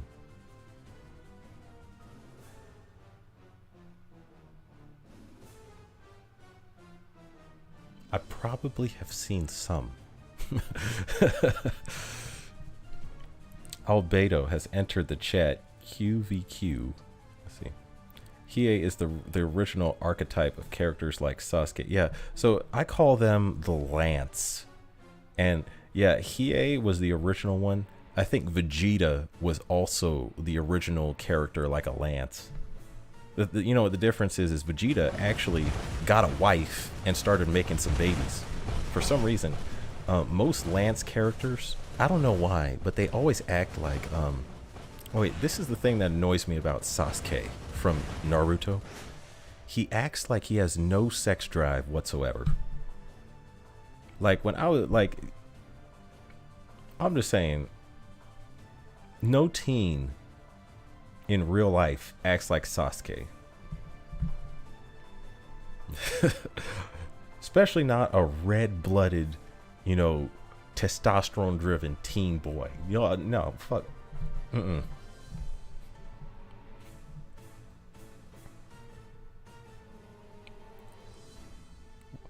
Hey, Noriko, what's up? What's up, chat and OG? How's it going, Noriko? Says, howdy, Noriko. Hello, Vol. I'm from Tenchi Muyo era, so modern harem are meh. You know, I never watched that. But I kept seeing advertisements for it in other anime that I would be watching. Like, okay, one anime I really liked was Bubblegum Crisis, and I loved Guyver. But every time every time I was trying to watch one of those animes, I got a Tenchi Muyo advertisement. It was like Bubblegum Crisis, especially. Every time I was trying to watch Bubblegum Crisis, it was like, oh, and watch this other anime, Tenchi Muyo. And then Guyver, apparently, my mom tried to turn off the TV, and then my dad was like, because okay, so Guyver was one of those animes that was like so bloody and so violent, like someone would get cut and more blood than could possibly be held in the human body would just shoot out of the wound. That was Guyver, the old Guyver. I was like, dang. And then my mom, I think my mom tried to prevent me from watching that. And then I think my dad didn't try to stop me. He was like, I ain't seen nothing. I'm kidding. He didn't say that. But that was a good anime. Well, Sasuke had Orochimaru, so he had teen urges, but to the other side. You know, actually, that would make some sense. That would make some kind of sense. He does produce. Here's the thing: is I don't think he is that way because he does produce a kid. Like he does produce. What was her name? What was that girl's name in Boruto? I never watched Boruto. It didn't look that good to me. He does get with Sakura and have kids, so I don't think he swings that way. It's if anything, when I was watching it, it looked more like Orochimaru swung that way and had a thing for Sasuke.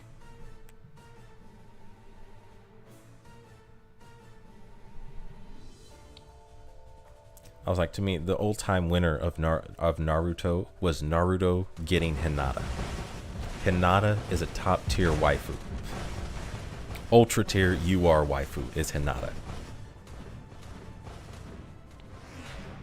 Have you seen Gungrave? I have not seen that. You say that one went hard like Guyver. See, Basuke, Sarada. Yeah, that was her name, Sarada. Yeah, I have not seen Gungrave. I remember Guyver though. It was like, okay, Guyver I think gave me nightmares. I remember because there was this one.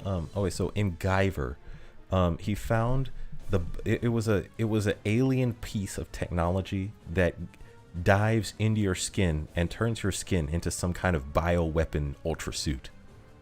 And there was this evil corporation that was secretly part of like some. I think they were secretly working with the aliens, but yeah, they were evil. Because the Guyver unit was experimental technology, so they lost it and they wanted it back. And then so he gets it, and then they start creating all these crazy new monsters to go after him to get the Guyver unit from him, but it's in his body, so they have to kill him to take it from him.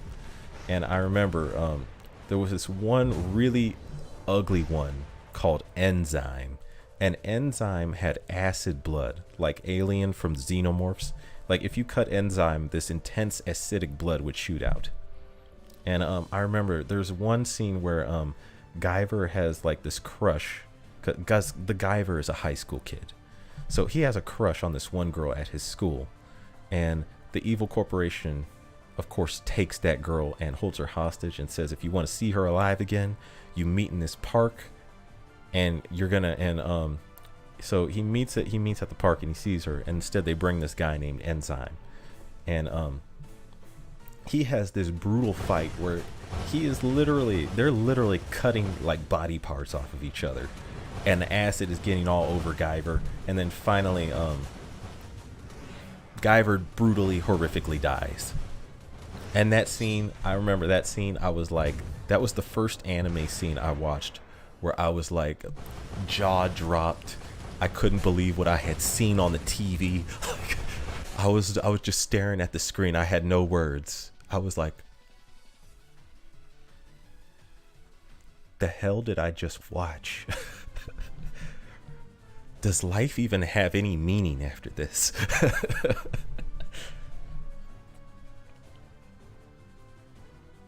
Say, Sarada, Shuttle killer. Sasuke isn't bad looking, to be honest. Well, Sasuke, he, like, I guess Sasuke still looks masculine, but he's like, he has like some, I don't know what it is with Japan and like how they draw attractive women, or attractive, whenever they draw an attractive man, they put some feminine traits to him.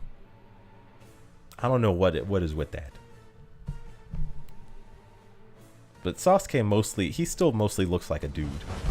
Like I would, a dude that you would want to look like in Japanese anime land, because you want, if you want to get all the girls.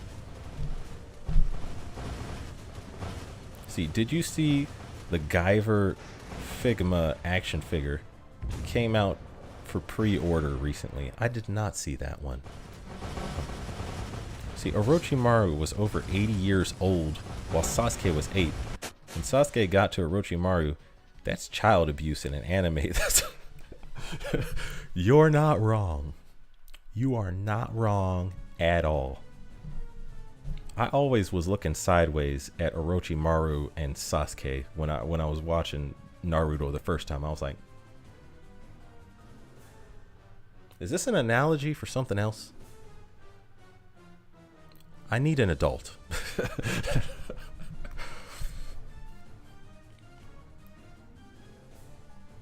Yeah. My favorite girl character in Naruto though was Ino. I was like, I know she was mean, but I was like, appearance wise, at least when I was watching the original Naruto, it was Ino. And then in Shippuden, Hinata is the best looking. I was like, Hinata was my favorite in Shippuden. Odd question. What's your Admiral of the Navy squad? My Admiral of the Navy squad. Oh, hold on a second. I need to move.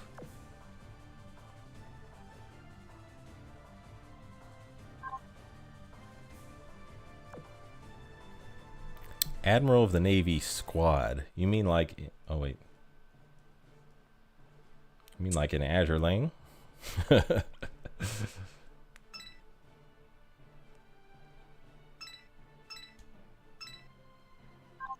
Actually, I need one more.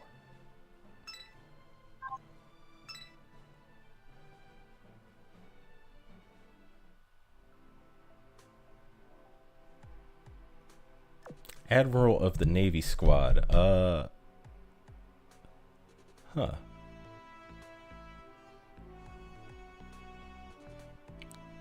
That Guyver. Oh. That Guyver? I'm not sure what you mean by that, honestly. Admiral of the Navy squad? Is that something to do with the... Is that something to do with the U.S. Navy? Or the Guyver? Pat Labor TV series was very good. I missed that, friend. Pat Labor, I remember watching that. I remember there was a movie.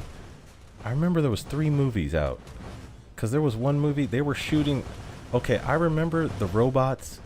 It was like a police force of mechanized assault suits going out to shoot robots that were going rogue. I remember that. I remember my dad loved to watch that one. He was like I remember I showed up to my dad's. I showed up in my like one time in my living room, and my dad was watching Pat Labor, and I was just watching 2 robots going at, and I was like, "What's this?" He goes, "Oh, I don't know, but it's fun." Yeah.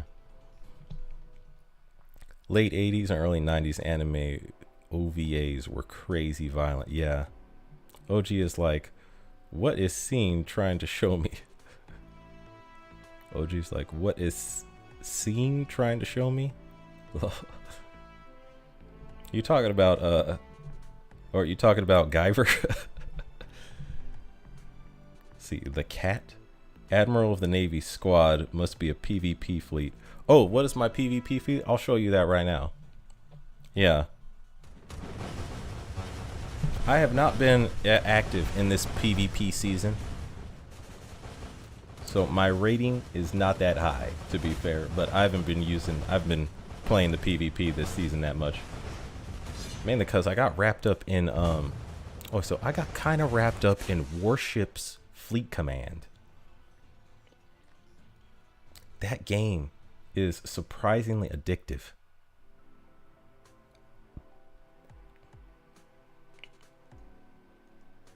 Oh, wait.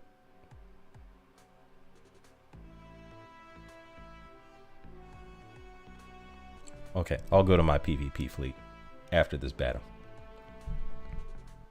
Anyway, trying to get 360 stars in OpSci.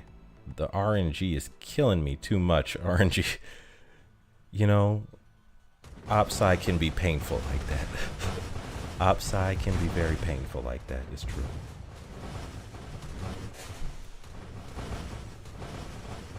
Yeah.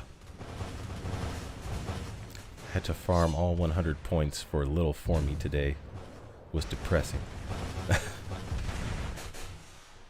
feel like I should level up Massachusetts over Alabama. Your thoughts? Okay, so personal opinion, they're both roughly the same. But I prefer... Actually, I would say I prefer Massachusetts.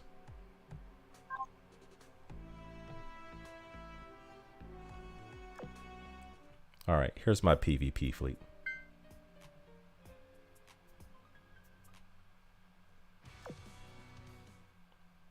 Alright, this is my PvP fleet right here.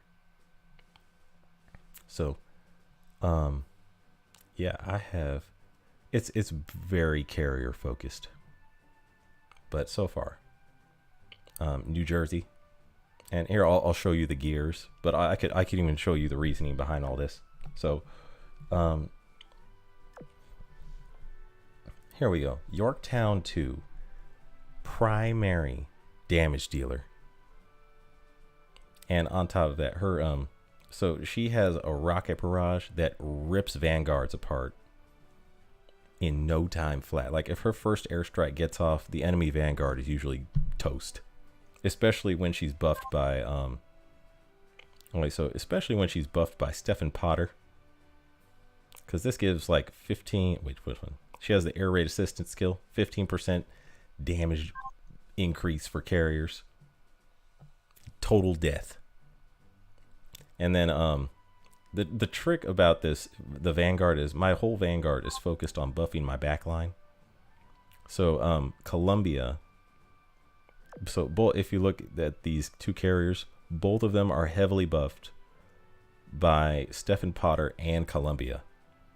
So Columbia gives the flagship skill, the damage debuff to Yorktown, which keeps her alive long enough to launch her first airstrike in the first place. And then Stephen Potter gives a damage increase, and then Columbia gives a awesome buff to Independence. And both of them have to stay alive for their skills to work. And Anchorage is the top tier best ship at keeping your Vanguard alive. So this whole fleet works together with synergy. And then on top of all of that, New Jersey, who is a spectacular damage dealer, even with no particular buff, buffs the whole fleet by keeping them all alive even further. And if you want to see what I equipped them with,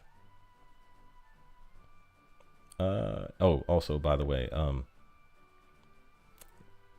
so this little the gold burn, it allows Yorktown to launch another little airstrike with the dragon, and since she has such high AVI, it's like everything Yorktown 2 does is ridiculously good damage. I don't know why it's doing this. Okay, Independence is like absent today. But yeah, so look, this is how I have them equipped. And with this thing, so keep in mind, just think about this. This, when equipped by your flagship, increases the damage dealt by both sides CVs and CVLs by 10%, and decreases the damage dealt by both sides battleships and battlecruisers. So 15% damage increase from Stephen Potter plus this is an instant 25% damage increase, guaranteed, every time. in PvP. And then on top of that, to keep her survivability up, if you give her this little, she gets the EVA boost from this. And if you pair that with this, she gets like, 35 EVA. So she is highly survivable, but plus the flagship skill, she actually will last through incredible, terrible, awful things that could happen to your PvP fleets. Yeah, and of course I gave her so to be fair, she only has 2 fighters, and she's not really focused on fighter efficiency. I mean, she has good fighter efficiency, but I'd rather just have her fighter slot focused more on launching fast. And this is also good for this is really good for any content. But these 2 slots are the ones that matter the most.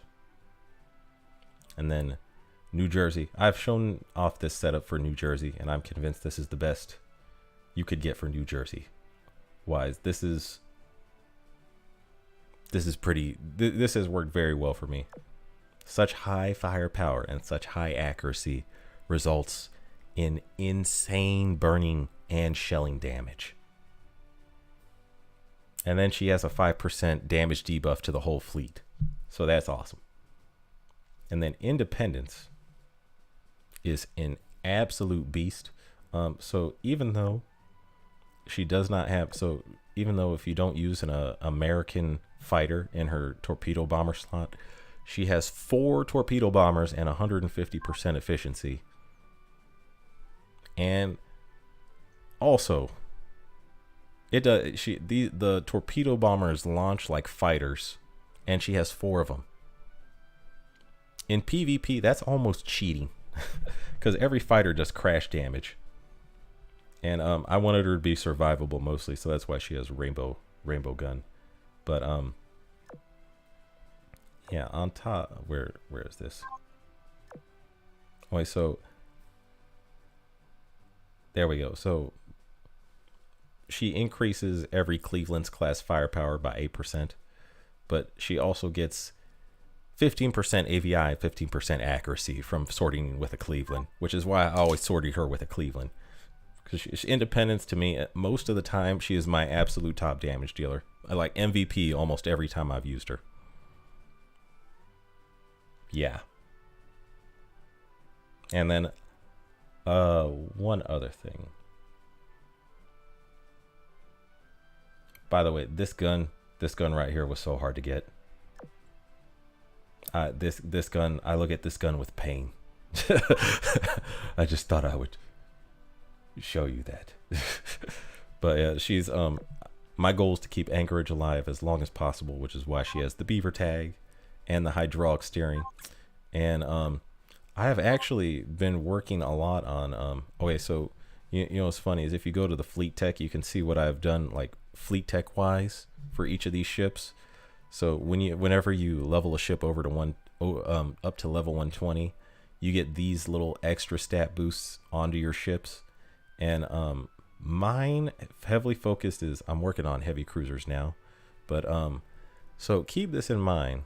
I have worked up the AVI up to 69 for 69 is an interesting number, isn't it? 69 for extra AVI for all my carriers. So it's like they have an extra UR plane worth of AVI, pretty much each of them.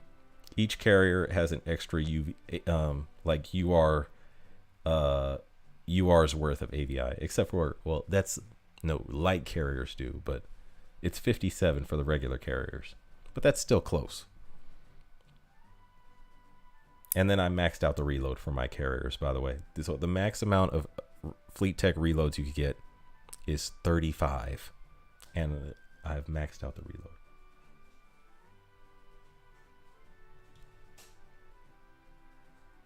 And then on top of that,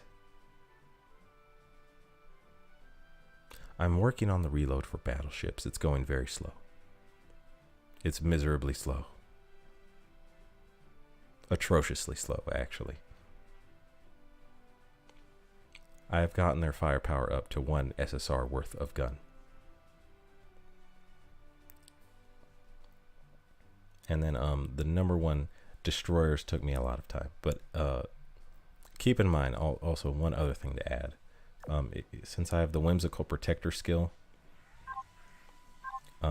Anchorage, who was already a super tank, gets a 10% damage reduction. And then Columbia,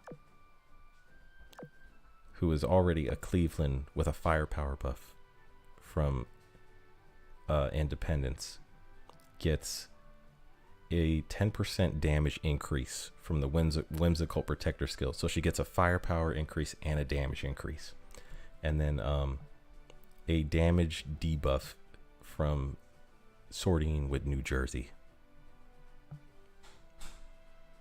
And she has a lot of firepower, at least for a light cruiser. This is like excellent gun focused light cruiser.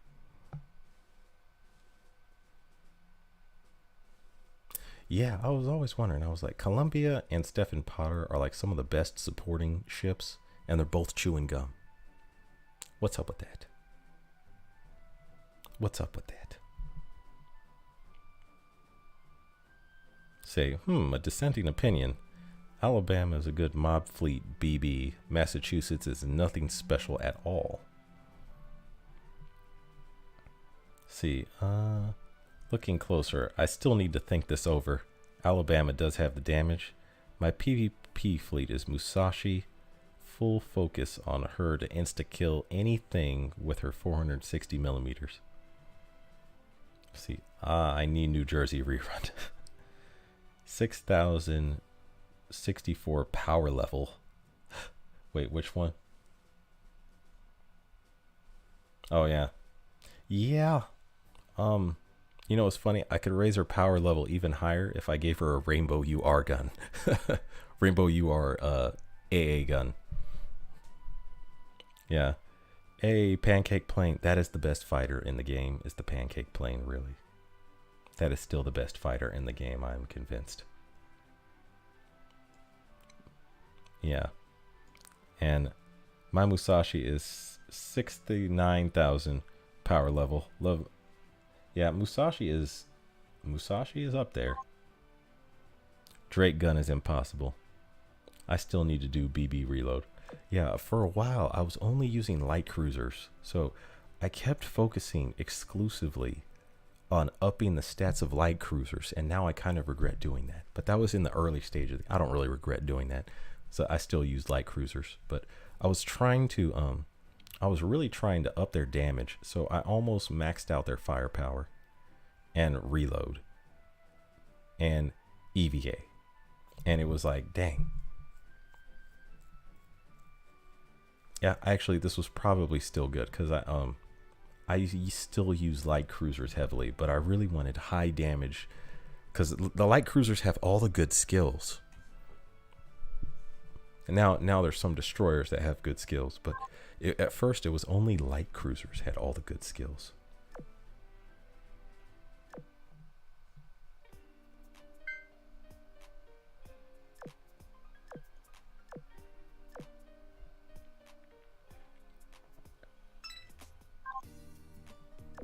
I think I need to. Oh wait.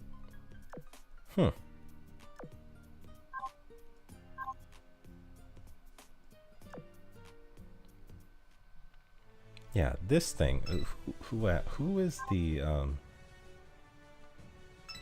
ship that you get the cruise pass for this time? Oh, I remember this one. Okay, the name escapes me, but I know the ship. Okay, never mind. The name is escaping me, but I know the ship. So yeah. Anyway. Uh-oh.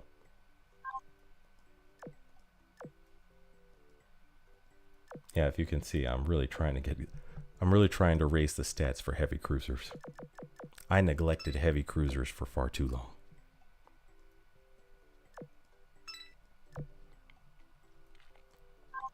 You said, I still have no Wyvern. Oh, that BGM. Yeah. Why have no luck in OpSci for Wyvern BPs? Oh, I don't know. Actually, it is based heavily on luck. I had some pretty good luck with these things. Yeah, the UR gear design plan. I don't know what to tell you. I was fairly lucky. Oh, I need to make that cat. Wait. Please be something good, me officers.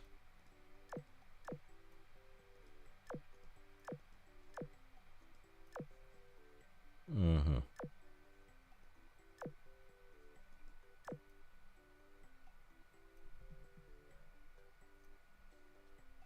Is this usable?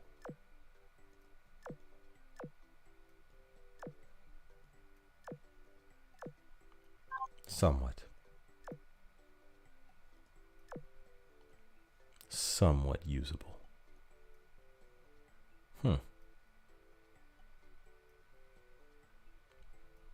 Wait, one of them went up to 30?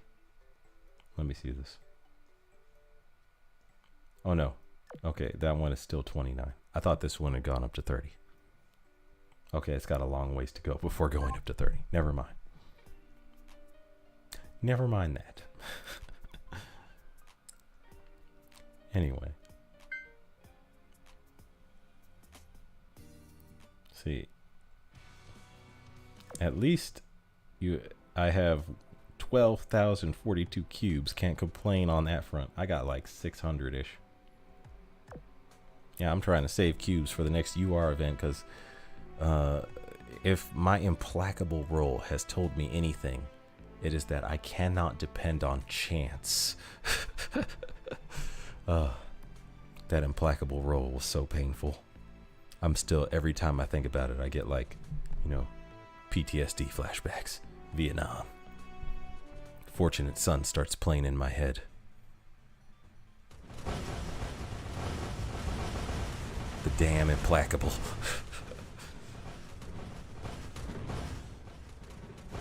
Need me Kazagumo luck. So many dailies of light construction, still nothing. Dang. Kazagumo. Yeah, she is a very good destroyer.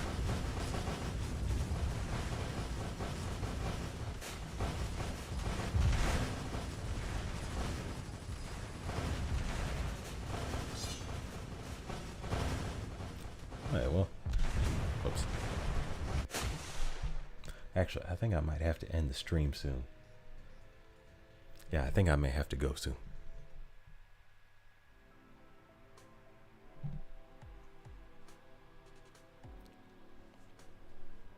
Anyway, I will continue to stream Azur Lane, by the way, because now that I can actually stream it without it jerking, you know, at like 1 frame per second, that was so painful. Now that I can actually play the game on my computer, I can stream this, and I will be doing plenty of streams of Azur Lane now. I'm seriously thinking though, you know what I really would like to get is when I get that next Mark 7 gun. When I get the Mark 7, the second Mark 7 gun, I'm going to up that to plus 13, and I'm going to just start fooling around with as many battleship combos as I can think of on how to try and make, because I'm a carrier-based player. But how could I use that in PvP in the most ruthless, advantageous way with 2 Mark 7 battleship guns?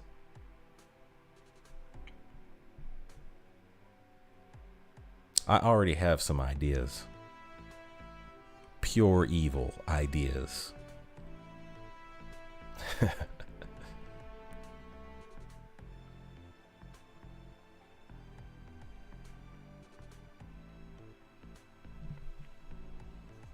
The Mark 7 is the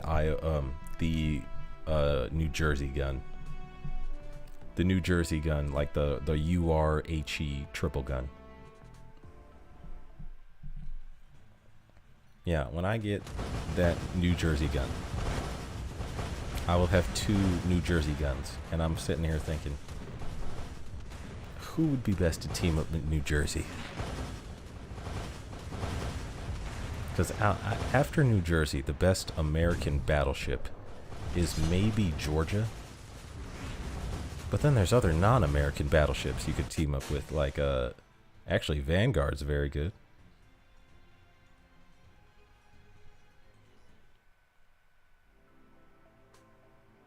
There are so many.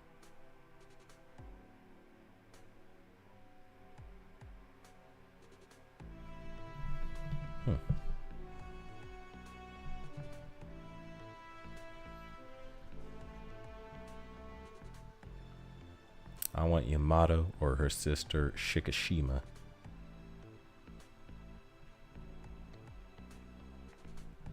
You know, of all the ships right now, the number one I want on my list is USS Johnston.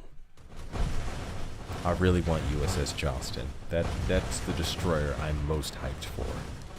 Or that's the ship not in Azure Lane yet that I am most hyped for.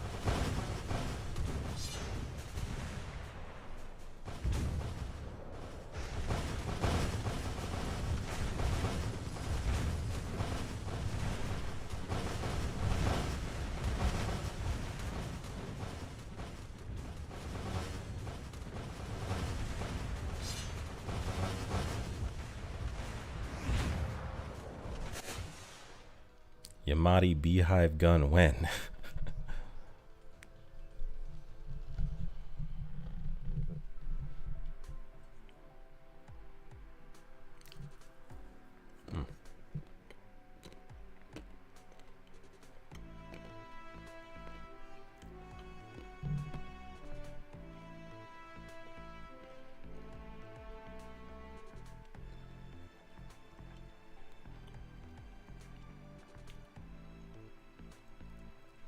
You know, I never get upset when it freezes on this loading screen. Never gotten upset yet.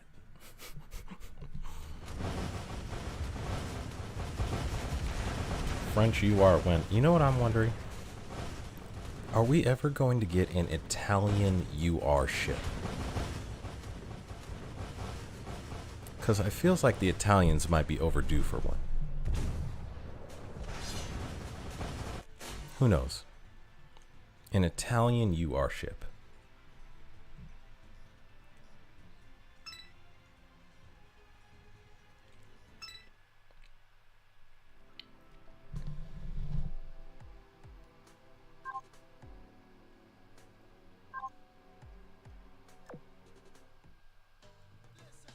Okay.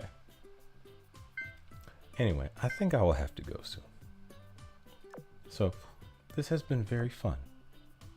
I'm just going to double check and make sure I didn't miss anything from the shop. I still don't have enough to buy anything from there. Okay, nope. Nope. Nope. No. No. Okay. Repair ship you are when? You know, to me the only, I don't know when they're gonna, if they're gonna make a repair shop UR. What would be an Italian UR ship? You know the history? I don't know actually, because to me actually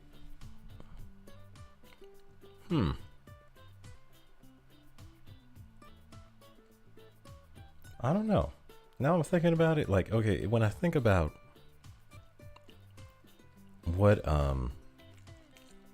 okay, so when I think about the what ships have done that has been incredible, I'm pretty sure there is the most of the Italian ones I can think of are submarines.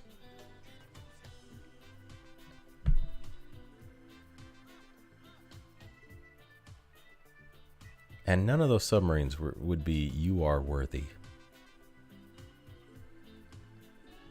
I don't know. I don't know what would be an Italian UR ship. I know Roma took an actual guided missile.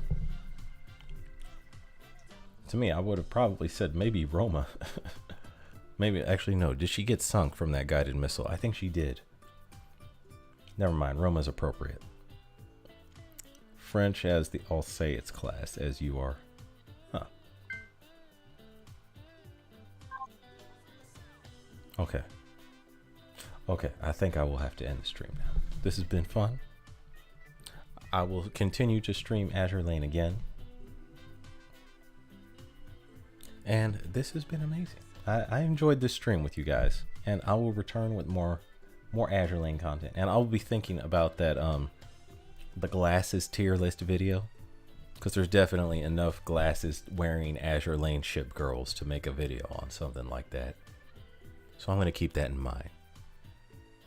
Yeah, and any video ideas, anyone else, if you, any video like you would like to see or you would think, yes, please send that my way as well.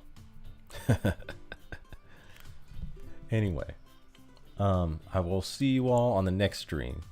And let's see. Oh wait, some comments I'd like to read before I go. Okay, so ooh, a UR sub, that is Italian. Sub UR would be fun too. Roma got blown up by Fritz X like a nuke. Yeah, that's true. And Shuttle Killer says, thank you, my guy. Well, thank you. It was been a fun stream. And I'm gonna go now, guys. It was fun. I'll be seeing you around. Take it easy.